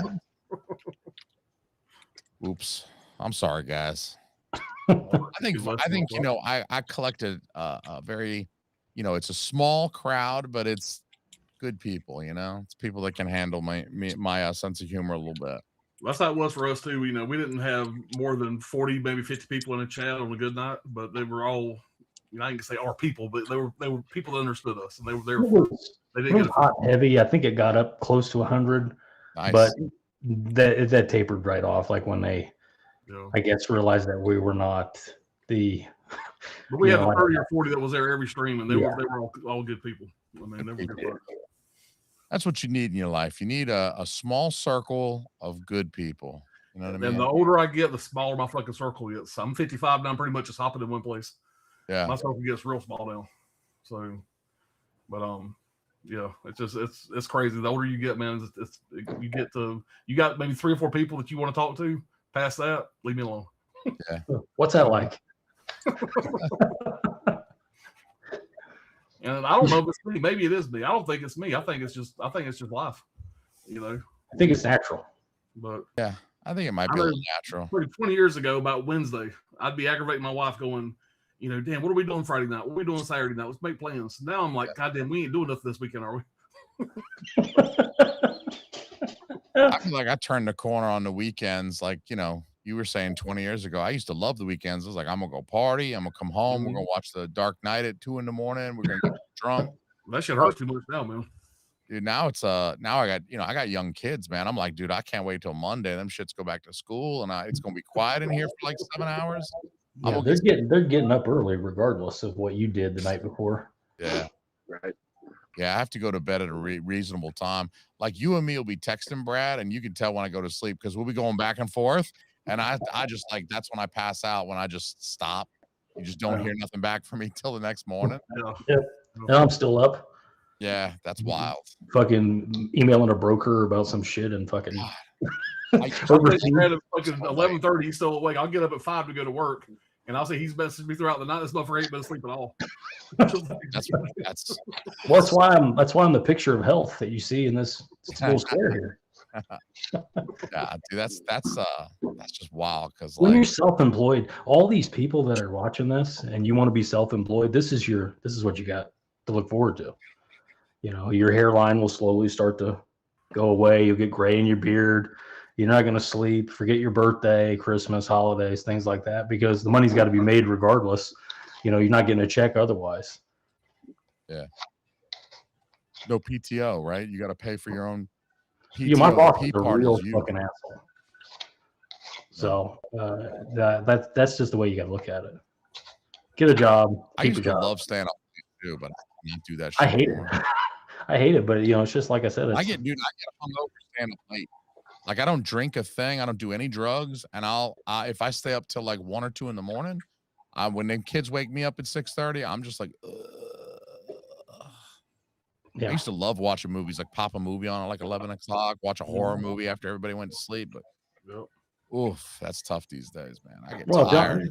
Johnny still does it somehow. I don't know how, but Johnny can still do it. Oh God, Johnny, are you drinking a Red Bull right now? Oh yeah. What time zone are you in, dog? That's like number 9. I got a fucking Celsius going on. We got it. Are you all being for real? Yeah, man. I got one of these. This doesn't have any caffeine in it, but I had a rum and coke to kind of counterbalance the caffeine. So. Yeah, see, it evens out. It's a mix. I have like a energy drink upstairs in my fridge, and I thought about drinking it, but then I went and put my kid to sleep and forgot, and I came back down to start getting ready for this, and I was like, dude, I'm not drinking that shit at 9 o'clock. But look at the 3 of y'all. Probably our normal weekend ritual, like we would always do like our old streams used to be like 3, 4, 5 hours sometimes, and we'd all start out drinking alcohol, and then we start converting over to sodas or fucking energy drinks, and shit starts winding down a little bit. Alan usually spends about $400 to $600 on a stream just buying random shit, and I'd try to catch up with him, like buying some other shit he'd be throwing at me, and the chat too, man. Like fucking we got a few people, Sydney and shit, man. Before you know it, you'd be fucking broke. You'd be trying to grab a different credit card out of the wallet just to buy some shit. But just these were the COVID right there. If I ever got quiet, my head went down. I'm on Amazon. I'm buying something. Well, we would when that would happen, we would put Alan full screen, and then we wouldn't tell him. And they just look back up and busted, buying shit. Yeah. But you get on those freaking streams, you got people in the chat, pimping shit out, or like, damn, I didn't hear about that. You go look it up, and go, fuck, that's in my cart. I got that. You wouldn't even wait till the stream was over. I'd at least wait till the stream was. I did sometimes, but sometimes I didn't want to forget about it, or other people were talking. We'd have 6 people in the stream. Everybody was talking. It's like, fuck, I'll go shopping for a minute. Shit, yeah. So, Bill, I know. What up? I don't do that anymore. I've cut back on my buying a lot. I mean, I'd say a 16th of what I used to buy. I had a good month in February. I didn't buy shit in February, but I got a big old stack for this month. I made it up. Yeah. Hell yeah. I made it up in this month. I got a nice big old stack right here. I think I bought 7 this year, maybe. I'm not sure. Some of these are rebuys. It's funny to me that you will sometimes categorize yourself as like, one of these subterranean sewer dwellers like the rest of us. But, I admire your ability to just buy like a $20 standard edition and not give a shit about the plastic and the tchotchkes and the lint. I had all that stuff, and I was that way. So it's not like this is, I used to buy the big limited editions and all that stuff too, but it's just little by little, I moved several times. That shit, it's unnecessary for me. And I don't, I guess the term is a minimalist. I don't have tons of furniture. I don't have shelves and all that stuff. So it's like everything is by the echo in your room. You ain't got shit, dog. Yeah, the stuff is tucked away, neatly, psychotic fashion. And if it's the same material, the same disc components, I'd just assume have the standard. But sometimes the limited only has features that are only available in the limited, like the Henry 4K is the one I always bring up. Henry's one of my all-time favorite movies. Yeah, and you have to have the limited to get all the features. So that's the only limited edition Arrow hard box I have. That makes sense. Let me ask you this, because you mentioned something, I don't know, it was a while ago now, at least a half hour ago. And I want to dig into the topic before we all go, because it's interesting to me. You mentioned like the baseball card comic book type of collector where, you're getting something, and this has always felt silly to me, just to like reveal my hand a little bit here, where people will buy something, oftentimes a comic book of some sort, and they'll immediately have it graded and slabbed and put away in this like, it's like basically locking it up in carbonite like it was Han Solo or some shit. You're not really going to get any utility out of this thing. It's just like, cool, you own the first appearance of Wolverine. which you bought for $5,000, and you got like a 7.0 graded and slabbed, and now fantastic. You've got that out on a desk or a shelf somewhere so people can see that you spent $5K on the first appearance of Wolverine in the Incredible Hulk number 177 or whatever, with like the essays and shit like that, because I read all that. But I still don't understand the idea of buying a collectible, like a Funko Pop that has no utility. It just sits there. Again, that goes back to my asses of the masses with the Funko Pops. If you love them, God bless you. But the fact that you would buy, let's just say, a movie that you don't even like, and it's because it's a limited edition, it has a book in it and all this other stuff, and then keep that sealed, that's insanity to me. Yeah. I mentioned the oh God, it's late. What is the fucking movie? The Vinegar Syndrome. Great Silence. The Great Silence. Yeah. These two both got it in, ripped it open, watched it. Yeah. Totally destroyed a big portion of the value of that now out of print release. So let's just say it was worth $400 before, now it's worth $200. Yeah. But who cares? Because I'm not selling it anyway because I bought it to watch. Yeah. And if you don't want it, why are you buying it?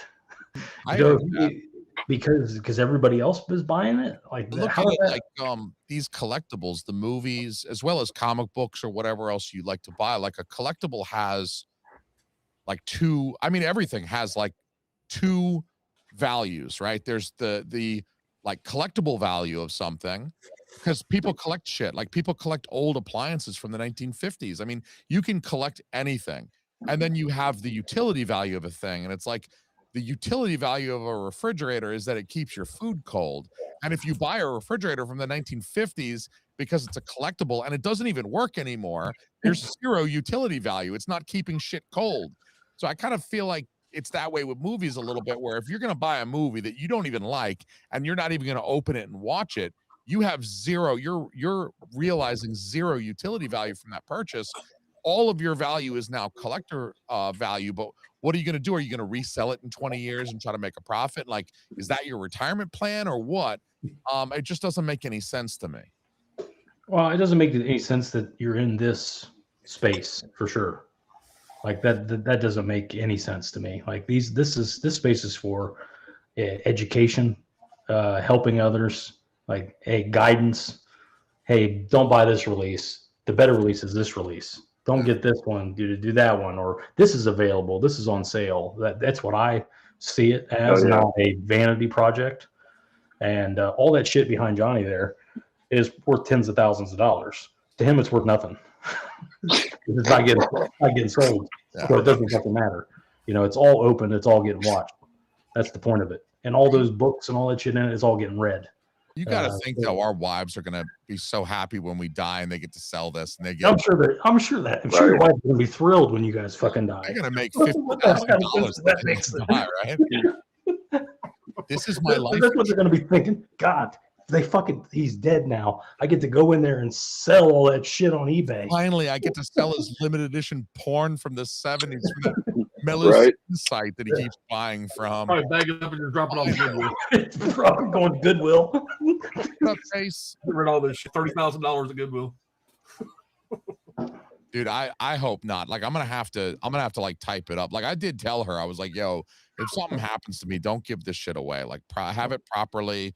Have somebody like look at it properly. Like a lot of this stuff is very valuable. Like I try to tell her, like, I'm more like impressing upon her, like pass this down to our kids. Like if something should befall me and I pass away young, make sure our kids get this shit. I want them to watch these. Like make sure you show these movies to them as they get older. But just in case she's derelict in her duty, she can at least sell them. Because I did try to tell her like they're worth something. I mean, just the aggravation involved with selling that mass collection like that. She could call Orbit DVD and get a price for all of it, and something like that. You could do something like that and get a lump sum and have them resell it for you. Yeah, I think, but it's going to be a fraction of what's really worth. Is like you look at the collection and you sort of spitball appraise it, and you say, okay, maybe the collection's worth $50,000, but I don't have the time or wherewithal to sell each piece individually to maximize my resale value. So what I'll just do is like, I'll let somebody have it for, half of that, what it's worth. I'll sell it for a song, but somebody will come scoop it up just because it's such a good deal, and I'll still have 20K in the bank, What up, Hagen K? Oh, what's going on, Hagen? Hagen and the hizzy. Conan McLeod was good, Conan. Can't wait for King Conan. The name checks out. Username checks out. Can't wait for King Conan. Says the guy named Conan. That makes sense. William Driver all of the Second Sight releases. How do we feel about Second Sight in the chat and in the stream, guys? Fuck Second Sight. Okay, spicy opinion.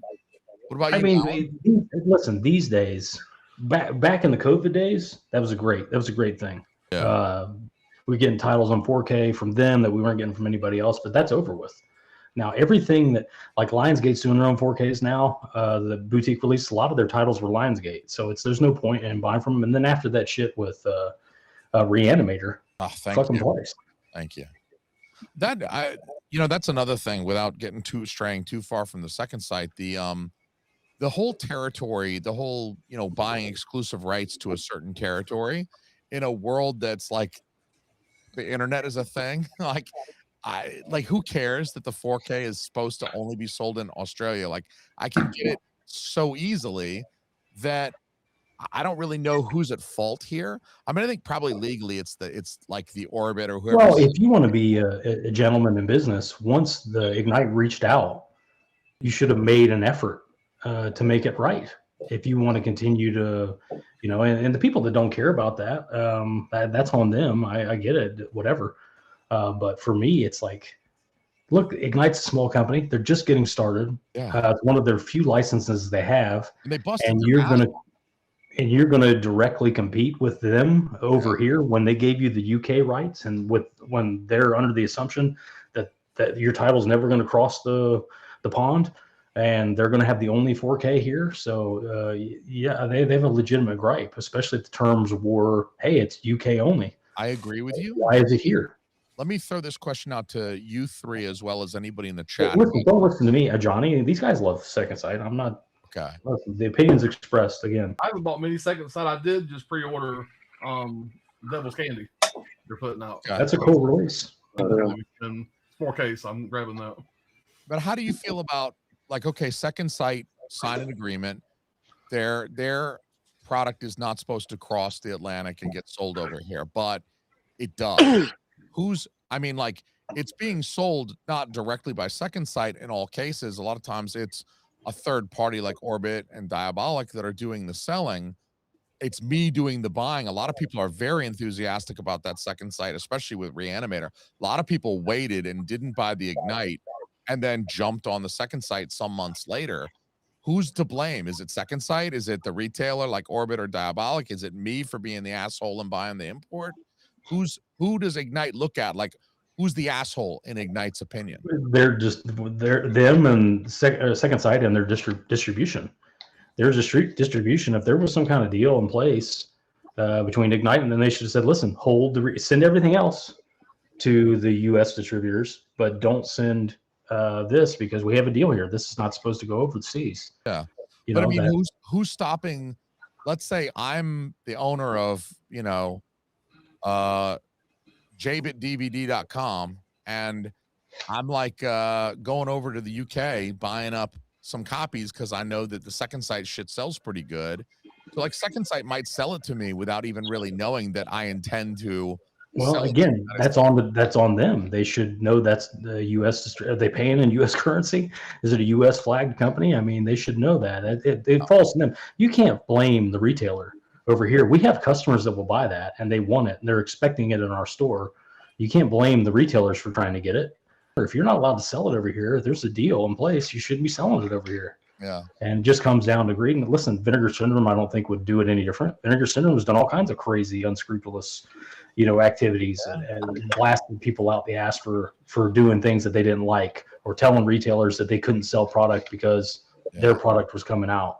And I think Vinegar Syndrome caught some heat for some of that, though. I mean, I think but it didn't stop their customers from buying the shit either. So if it's okay for, like I said, I choose to do business with who I choose to do business with, and it doesn't really like. I think each person's going to make. I just think it was dirty, and I'll never. If I can avoid buying their release, I'll never do. Like Alan will never buy another Viavision release. He's got issues with them, and Johnny doesn't give a fuck. It's like crack to him. Whoever's putting the shit out, it's getting hot. But tell me where Viavision touched you. Show me on the doll where Viavision. Oh, that's the whole story. I'll tell you all about it. You don't watch the video. We got a live stream talking to me. Yeah, it's bad, dude. Man, it was over that Saw box set, the one with the big fucking clunky ass fucking mask, and it was a fucking debacle, dude. I had to pay $80-something shipping to ship it back to Australia before they gave me my fucking money back. That's wild, dude. And it came destroyed. It came destroyed. Yeah, it was bad. And we did a live stream. Tony, Basement Blues, the nicest guy in the fucking world, lost his shit on a live stream, which was fucking hilarious. I love it. He punched right through the box. Yeah, dude, that's ridiculous. I mean, they got a bowling ball, put it in a cardboard box, and sent it overseas. It would just beat the shit when it came in. That's terrible. Yeah, it was that's bad. terrible. Yeah. And I call it. I got every imprint title y'all have ever put out at this point. We're like 115 on the spine, 115 deep at every one of them. I sent an email to these motherfuckers explaining that, and they pretty much said, "I don't care. We got your money. I got a form letter. We got your money, and you can kiss our ass." Is what they said. I pretty much told them that. Told them to kiss my ass. I'm done with them, and they don't give a fuck about me. I did have every fucking title they had, and I sold every one of the motherfuckers except about 5.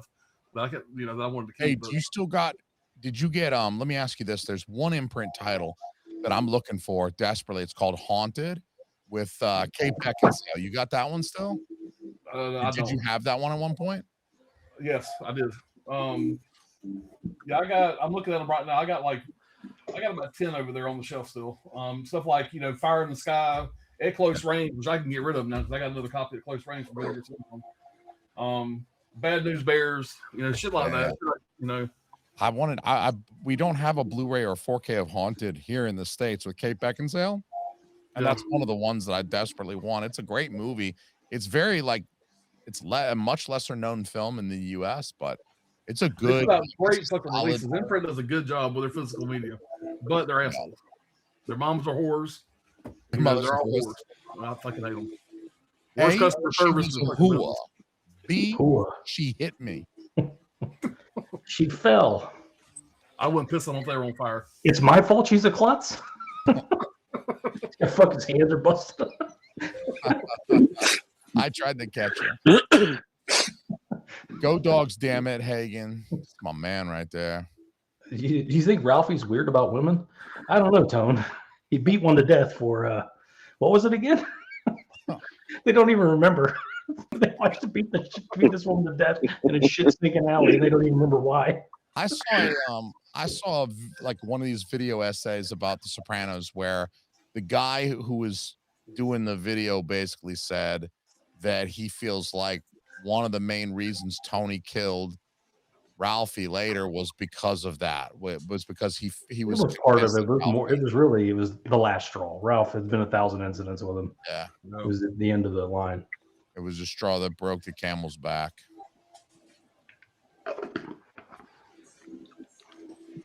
Conan McLeod is also excited for the Highlander remake, which his username checks out. That makes sense. Perfect sense. I'm sort of excited for the Highlander remake. I don't know. I don't want to get my hopes up. It's Henry Cavill, but on the other hand, it's a remake. So those two things kind of balance my excitement. Well, I mean, technically, the new Mortal Kombat is a remake, and that looks really good. And I can't say I'm super excited about that either, but I will. I'm pretty excited about it. I saw that trailer with Carl Urban, and I thought it looked great. I thought the trailer looked very promising. I will say that the trailer, it's a movie that I was almost certainly not going to go see, at all. So I saw that trailer, I was like, fuck it, it's going to be trash. Yeah, I thought after the trailer, I was like, okay, I'll give this one a shot. They got me.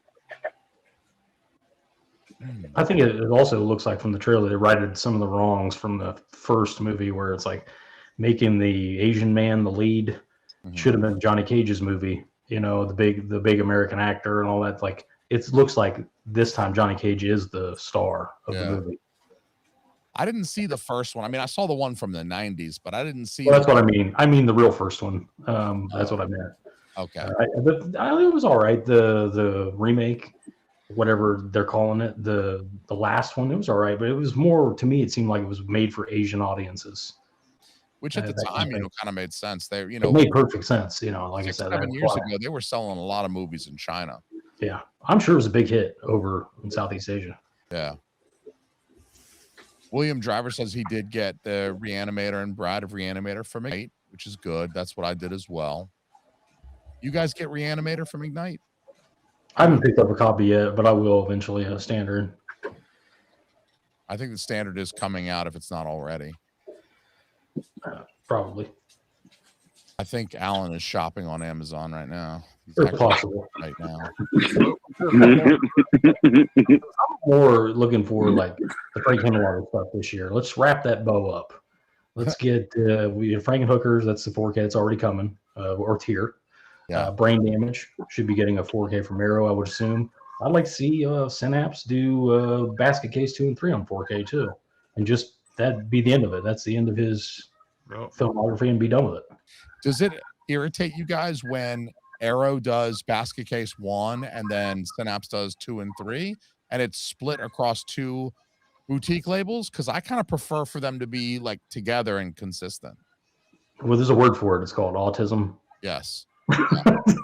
Yeah, I used to be more worried about that than I am now. Yeah, I'm a little more sane about my collecting than I used to be. I used to be psychotic. Just for example, the MVD rewinds, I had every fucking one of them. Oh yeah. Well, they got that goddamn number on the spine, and I was a big sucker for that. That number. And once I went through them and said, which one of these do I really fucking want? Am I really going to keep? And out of however many there were, 60, whatever, there's probably 12 I'm going to keep. Yeah. The rest of them I've watched, and they're movies that I'll never watch again. And so why are they on my shelf? So I'm really getting away from a lot of that. And I was real bad when I first started my YouTube channel. I'd go and I'd have 1, I'd have 12, I'd have 15 that I had to fill those blanks in. Before you know it, I had to have the whole fucking line. Yeah. And then of course they put out number 51. It could be something I'd never fucking heard of, but goddamn, I got 1 through 50. That's the thing, is like once you're kind of in. Yeah, and I was deep. Yeah, and I had to get out of it, and it was a bad habit. Yeah, they get you with those numbers. What's the psychology of just putting a spine number on something? And like, people like me are activated. I'm like, dude, I have 7, 8, and 10. I gotta find 9. I gotta go home and order number 9 like right now. And when I finally got off that train, collecting became fun again. I started going out and just getting the shit that I really wanted. They were telling me that the next number in line. Yeah, it's more exciting that way. You get excited. More like me instead of some fucking idiot that's just kind of on the shelf. Yeah. So, well, also a lifetime thing. There's going to be more and more titles coming, and one way or another, you will run out of room. And why do you have stuff? I was getting close, and I got a shitload of shelves in there, and I was getting real close. You seen it, bro? Yeah. Well, I mean, Johnny, does that bother you when, like, let's just say, what his example, Basket Case 4K is Arrow. The second and third are most likely going to be Synapse 4K double pack. Does that bother you at all, or are you like, you give a fuck? I go back to like just that basic mentality, being just like, hey, just be thankful we fucking got it. You know what I mean? Like, I go to that first. Like, I can get it though. Like, especially you want it to be, uniform, same company and shit. And not to mention, if they have all 3 of them, they could do like one of those fun Demons, like the Demons 1 and 2 sets and shit. Yeah. Trust me, I'd go that way every time. But if it's one of those things where, the license issue, what it be, like if we can only get Basket Case 1, which we already did, 4K from Arrow, the only way we can get 2 and 3 is from Synops. You just got to divide them between 2 companies. Fuck it. Do it. Let's just get them. Yeah. It is a minor. What do y'all think about Arrow doing the Dollars trilogy separate and then putting the Dollars trilogy in a box set now? How'd you guys feel about that? I mean, I'm happy with individual releases of those movies, and I thought about getting that box set. Alan, is your set handy? Is your set handy so you can show these guys what you got going on? There's a reason he's fucking happy, by the way. You just see his set. He has the Mac Daddy fucking set of that shit. So yeah, he can give a fuck less. They put out some smaller little thing. Yeah, that's over there. That adorable. And I got the Arrows. I'm good on that movie. I got 4K full set twice. Yeah. Yeah, I wasn't upset about I mean, some people did get kind of upset about the big box set of all 3. And most of the people I saw that were upset about that were people who said that they missed out the first time around, so they wound up going to the aftermarket and paying $100 each on eBay or something, and they were mad because if they had known, they would have simply waited. That's kind of their choice, though, right? Yeah, I mean, another choice. Arrow is notorious for doing this kind of stuff. They did it with the Psycho series. They did it with the Hellraiser series. They're now doing it with the Dollar series. They're going to be doing that with the Turtles movies. I'm sure when that fucking thing sells out, there's going to be limited editions of both of them by themselves or all three of them. But at least they did the Turtles together in a set, right? I mean, they but they're going to be people bitching there'll be people bitching the other side. Like I would have waited for the limited edition hard boxes, so it's like you can't win either way. I know Johnny's a Monsters movies. I know he bought the new set, and he has the others too. So it's like whatever, for the people that missed out, they get it. They get the movies again in a nice set instead of buying standards. That's the way I look at it. And by the way, that's a UK set, if I remember right. It is. So I don't know.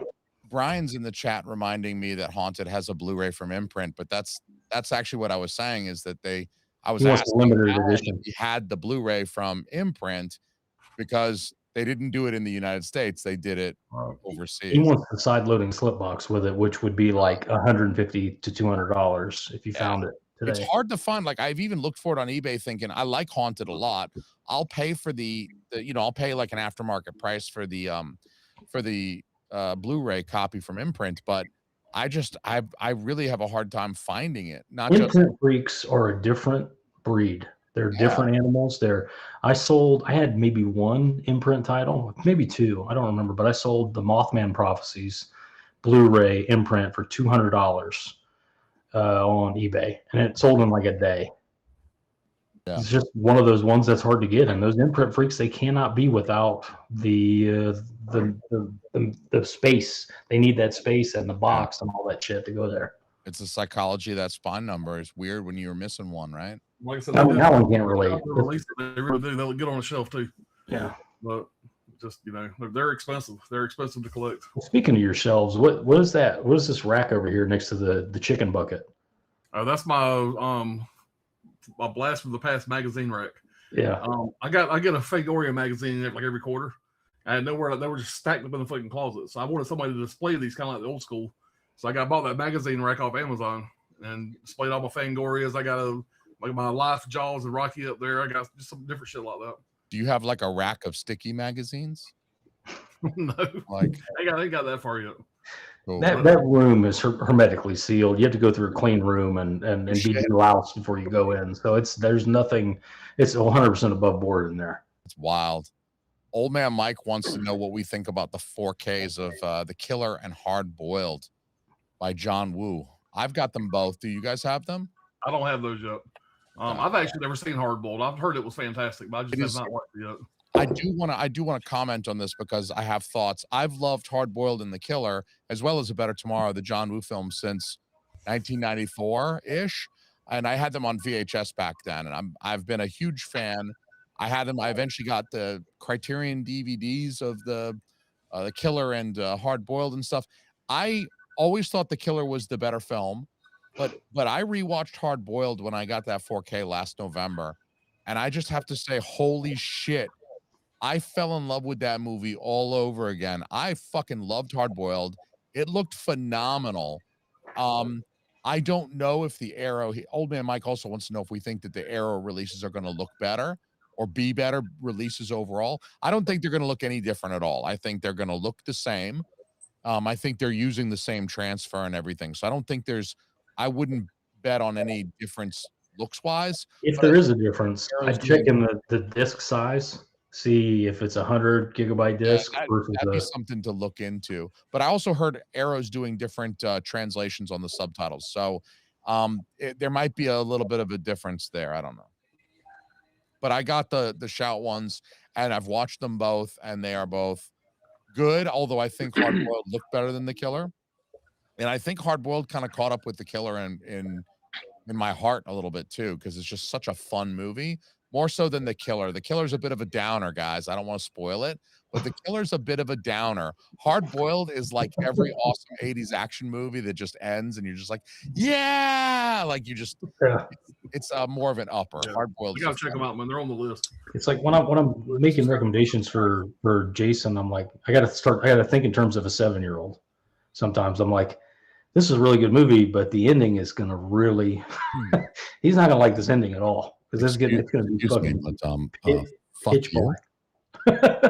Fuck you. Yeah, I don't know, man. I still like a tragic movie or whatever, as long as it's not senseless. There has to be some of that thrown in. The good guy can't win every time. Or the Great Silence is an example of that. These guys are savages in the Hong Kong movies. I mean, there's a lot of these like 80s Hong Kong movies where they're like, that 8-year-old, he's not safe. Like, he's gonna die. Like the bad guy's just gonna straight up shoot the 8-year-old at some point in this movie, and you're just gonna be like, damn, they didn't do that shit in like Westerns back in the day. I've ever seen. Westerns back in the day took no prisoners. Oh, dude, yeah. Like I was watching for a few dollars more, and that dude's like, the lady's holding the baby. He's like, take him out, and you just hear the 2 shots outside. I mean, at least you don't have to see it, but he's like, take him outside, and you just hear bang bang, and you're just like, oh my god, like he just took out the lady, and she's like cradling the. I was like, dude, I mean, it's still a phenomenal movie. Like I rewatched The Arrow because I got The Arrow. I rewatched it, I don't know, a month or 2 ago. And I do remember thinking like, wow, this looked incredible. And it's been a long time since I've seen it. Great movie. Clint Eastwood has amazing hair in those movies too. Like he takes that hat off and you expect him to have like hat hair like me, but he takes that hat off and it's like, holy shit, he had incredible hair in the 60s. Well, that kid gets wasted. Those spaghetti westerns, they don't give a shit either. No. It's the good, the bad, and the ugly at the beginning where Lee Van Cleef is collecting a debt. Yeah. And he owes like nothing. It wasn't a lot of money at all. Just like, I'm here to get the money, and I don't care about what you got. 95. I mean, come on. His hair always gonna look good. I'm sure you still got that same full head of hair. But I like Lee Van Cleef goes to that idyllic, country ranch, whatever. It's beautiful, and he's got a beautiful family, and he's like, no, I don't care about any of this. I care about the money you owe. Hey, you don't have the money? Great. That's even better. It's only going to take me 3 bullets to kill your whole family. That's cool. I'll just do that. If I remember correctly, right? Like one of the only. I don't even think he didn't even show up to collect a debt. He showed up to collect information on Carson, just to see what the other guy knew. And he was like, "Fuck, I'm gonna kill you in front of your kid." Yeah. I think Sicario, Benicio del Toro takes out the family at the end too. It's like 2 kids and the wife, and he just pops all of them. Don't give a fuck. That was pretty cold-blooded, and that was an American. He tells him to keep eating after he does it too. Like, right. Go ahead and finish your dinner. Man, I fucking live for that shit. I love it. That was a great movie. Really good movie. I have a hard time with kids. Like, now that I have kids, especially, I'm like, I don't want to see the kid get shot. Like, I agree with you. Like, I'm not going out there going like Googling what's the movie tell me movies where kids get murdered. Yeah. They become teenagers. They become teenagers. You'll do it a lot more. Misanthropes out there that are like, I want the movies where the little kids are getting killed. Like, ooh. It has to be for a reason. It can't be like some Terrifier shit or whatever. It has to be like to me, it has to be. It makes perfect sense that Benicio would kill everybody there. Yeah. Yes, it does. Talking about the cartel, after all. I mean, yeah, you should have thought about that. I've seen a movie. Yeah, you should have thought about it. You threw my daughter in a barrel of acid. If, you had sons that you want to see get killed. Oh, Will Ferrell's not in it. Old movie Mike mentioned Hell's Angels looking great on Criterion 4K. That's like a one that's I can't wait for the sale to start because that's like one of the first ones I'm gonna get is the Hell's Angels 4K from Criterion. I'm excited. I see Chase is in the chat. Yeah, Chase is in the chat. Arrow screwed people in the Dollars trilogy because they said they didn't have the rights to put them all in one box. I mean, I guess they used some correct, careful language there. Maybe they said U.S. rights. You should have known. We should have known this was going to come. They do this stuff. It's kind of shit they do. Yeah. But like Chase would be a bad example for this because I'm sure he's thrilled with the fucking hard box. Like I don't know that he would have downgraded. Yeah, I feel like it's a downgrade, but it'd be a downgrade to get the other set. But yeah, the box that's missing some of the essays. Like if you take the 3 books from each of the chunky boxes and add them up, it's just 1 book in the new box set, and they chop out a lot of the written material in there. I think you get all of the same disc features, but anyway, yeah, it is kind of a shame. But yeah, that's That's how Arrow will do you. It's about the money, you know. Show business, not show fun. But it's good to see Chase in here. I think he's getting ready to get 50,000 subscribers. Yeah, man. He's awesome. Next stop 100. Yeah. Before long. He gets 100,000 before I get 1,000. 100%, hands down. I'm making jokes about 9/11 and the World Trade Center. 100%. He gets 100,000 before I mean, not too long ago you had like 40. So I mean, come on, man, you're almost at 1,000 now. It'll be any day. Here we go. As long as I keep my mouth shut about Osama bin Laden, I can just do that. Then one day I too will have a moderate. Man, you got to play the game. This platform is not a free speech platform. This is not. If you want a big subscribership and you want YouTube revenue and sponsorships and free product, and I got to do this with all my thumbnails. You got to be. When I started my first 1,000 subscribers, I was balls to the wall. And once I realized you had to kiss ass and be Mr. PR, and I'm like, fuck this. I feel like I'm back in high school. When you talk to MVD or one of the distributors, they'll tell you what it's going to be like, and that you're going to have to do this, and they're going to send you basically what they want to send you, what they think will do well, with you pushing it and stuff like. I'm like, I have no interest in that. Not that you've said yes by any means, but like when they explained kind of what the situation was, it's like I wouldn't. First of all, I buy so few titles as it is, and then it's like, what am I? By the way, what if it sucks? You're not going to like what I got to say if it sucks. So it's like it wouldn't work for me at all. The guys that it works for are the Kins of the world. If he only had a brain, the guy that he will just whatever you send him. He's like Ron Burgundy. If it's on the teleprompter, he will say it. He'll read it. Yeah. Yeah. So you send him a sheet of paper and tell him, say this about the movie. It's going to be. That's exactly what he's going to do. Yeah. And that's who gets free product. The people that have a nuanced opinion are not going to ever get free product because that's not what they're about. Oh.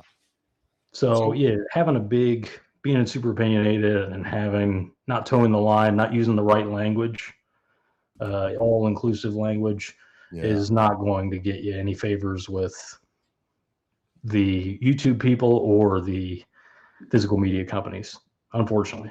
I gravitated after the first 1,000. I gravitated to these fine gentlemen and said, you know what? We're gonna get on here at midnight. We're gonna have a good fucking time. We're gonna fucking make fart jokes and fucking talk about good movies. And fucking, they don't like it. They don't like it. We had 34 people that liked it, and we had a good time.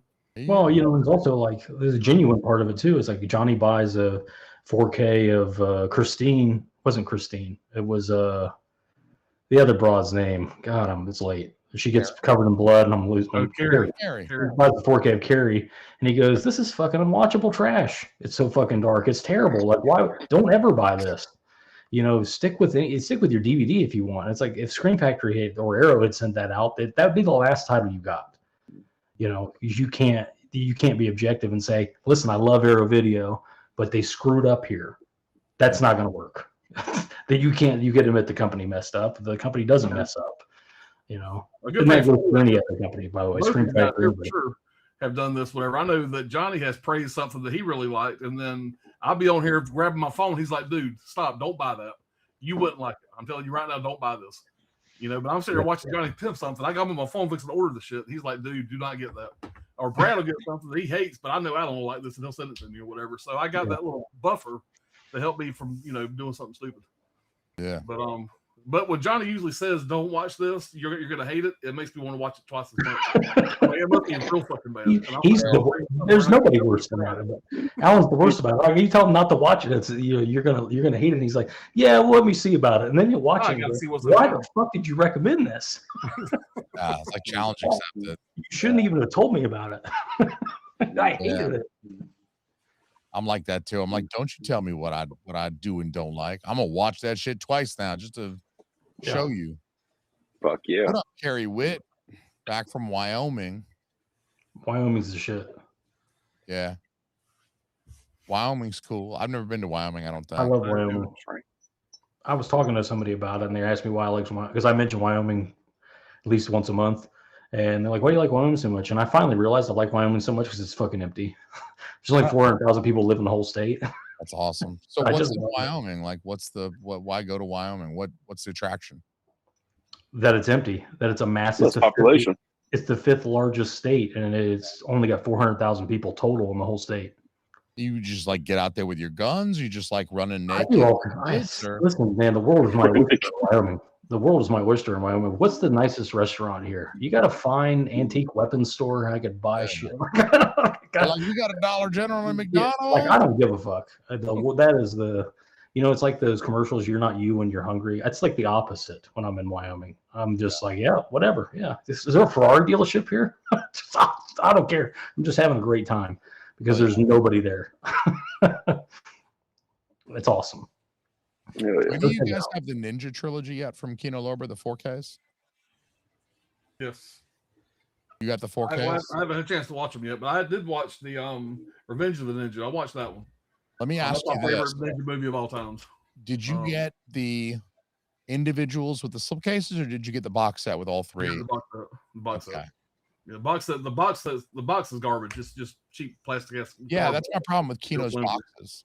It's terrible. Well, I got that, and I got the Chuck Norris Missing in Action box set, whatever. That was also garbage. The box set is just flimsy shit. Yeah, the Kino boxes are terrible. Their slipcases are flimsy, like you said. They're terrible. Yeah. The only ones that I have are the ones that you don't really have a choice. Like if you want to buy their Cary Grant collection, you can't buy those separately. You got to get the 3 Cary Grant movies in the box, and I have that one, but I'm debating on the Ninja. I'm like, do I want to get the Ninja in the box set and save a couple bucks, or do I want to get the individual slip covers? And I think, talking to Chase, I think the individual slip covers are going to win out. Yeah, I see Revenge of the Ninja in theaters back in the day, man. I've watched that movie fucking 1,000 times growing up, and very happy to have that in 4K now. The other two I haven't watched that much. I've never seen part 3. Still got to watch part 3. But, part 3 is good stuff. Yeah. It's kind of a different vibe, right? I mean, I've heard it was kind of off the rails a little bit. Brian wants to know if we have seen that they're making a cliffhanger remake with a female lead. Apparently, the original poster just released. When they first saw that out, Sylvester Stallone was going to star it. That's what I heard. Him and his daughter was going to have some little hoorah, whatever. But now I hear it's going to be different people. And I want to say he's going to be like an executive producer, but don't quote me on that. I'm not sure. But I think he's involved somehow. Do you trust him more if he's involved, or? They just did. I mean, I don't want to sound like that guy or whatever, but I mean, it's not going to be as good. It could be as good without Sylvester Stallone in it. Agreed. I mean, maybe it will be, but I'm not. If it was Tom Hardy, a legacy character, Tom Hardy or something. I mean, but like I don't know. It just seems stupid to me. I mean, remakes are terrible anyway. But if they were going to do a reboot that's like technically a sequel, and Sylvester Stallone came back, I think that eases things a little bit, because then it's a continuation. Yeah, but he's too fucking old. They're gonna make it like that's not realistic. I mean, but he could be there as like I said, a legacy character of some kind. I don't know what, but I think just leave it alone. I mean, I'm gonna watch it just for curiosity reasons, but I don't think it's gonna be the fucking ward on fucking the first cliffhanger's ass. I wish they would leave this shit alone. It feels like they've been coming out with so many announcements about remakes. Listen, there's plenty of good remakes, but it's just like, what's the spirit of it? What are we doing here? Like Chase posted that Bloodsport is being remade by a woman. Bloodsport. Yeah. Of one of the most masculine movies ever, where a bunch of men are supposed to get together and fight to the death. Yeah. Why would that be a thing? That makes no fucking sense. I agree.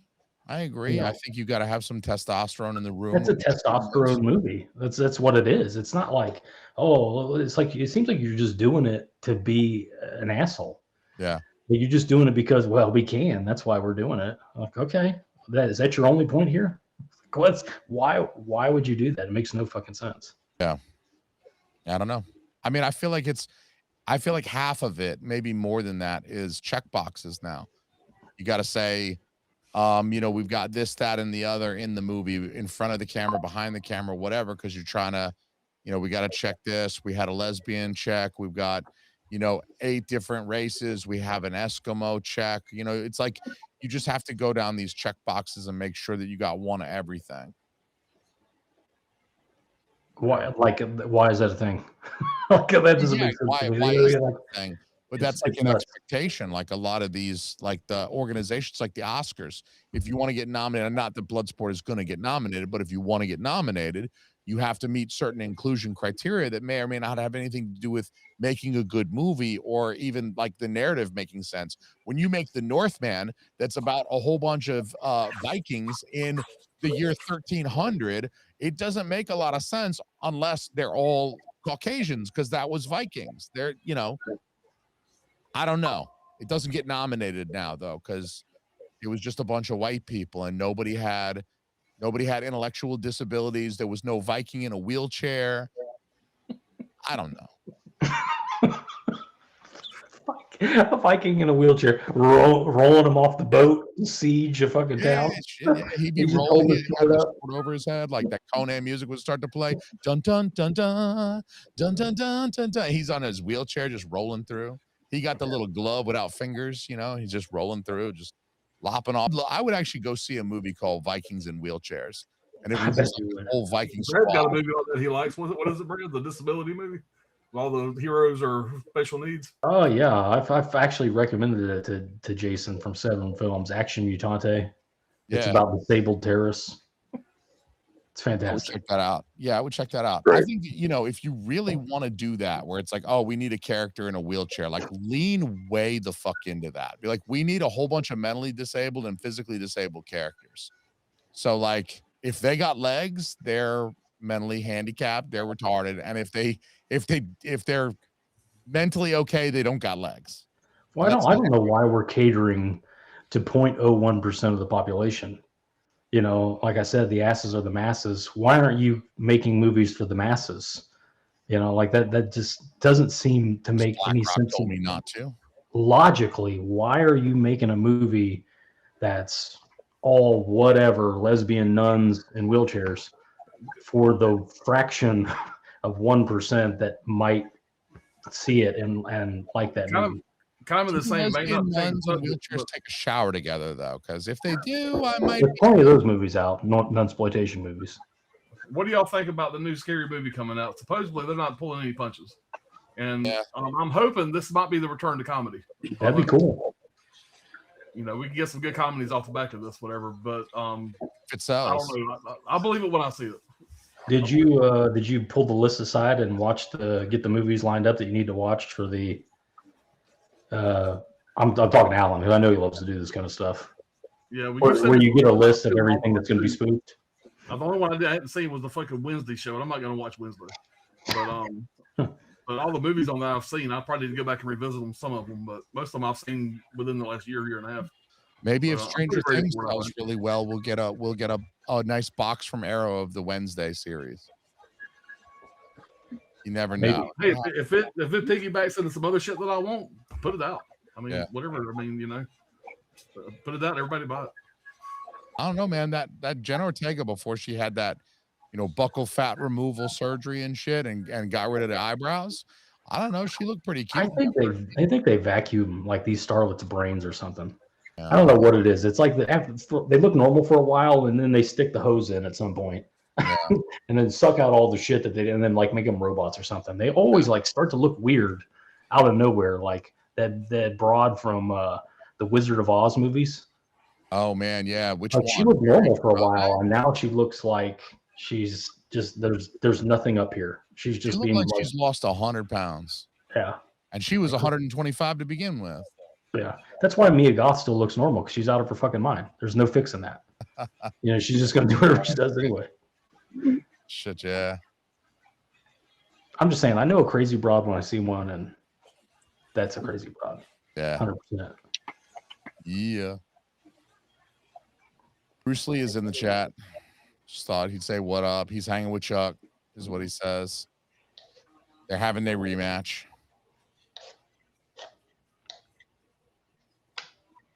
You guys think that's Ozempic making them starlets? I don't know. Is it eating their brain away? I don't know how it fucking works. Ragnarol. Clearly, I don't know how it fucking works. The Vikings in wheelchairs is going to be called Ragnarol. That's good. Dude, thank you. I'm pinning that one. You got to pin that one to the top. That is an excellent idea, Ragnar roll. That's been about 2 hours, 2.5 hours. You guys want to wrap it up? Yeah. What do you gentlemen say? You want to tell people where they can subscribe to your not really. Well, I mean, it's fine. You do it. You guys do whatever you want. I got a lot of great videos from like a year and a half ago. Go check those out. I might have some more stuff coming up. Shit, you got a live stream with me on there. That was cool too. Yeah, I got. I think I behaved fairly well on those nights. I was like, don't make any 9/11 jokes. Don't make any 9/11 jokes. But other than that, yeah, good time. We've had Mike on Blockbuster Box Sets. Chase, AVA Pop Culture. We haven't had Brian on, but you should have Brian on. Yeah, absolutely. Me and Brian we agree on a lot more than we disagree. Like, this is a point of I have to leave you with this. What was the seriously? What was the best era for comedies? 10 years. Let's just say 70s, 80s, 90s, and 2000 to 2010. Of those, what would you say the best era for comedy was? I think it's got to be tied between 80s and the 2000s because there was some good shit in the 80s. Yeah, that's about where I'm at too. The 2000s, the fucking 40-year-old version era. That I mean, you could old school, Step Brothers. You could just go on and on and on. Yeah, I think that was a lot of Wedding Crashers. The point being is we had some good ones each decade. We don't have shit anymore. And that's why I'm hoping the Scary Movie changes. I don't think it will. It's just comedy is dead, y'all.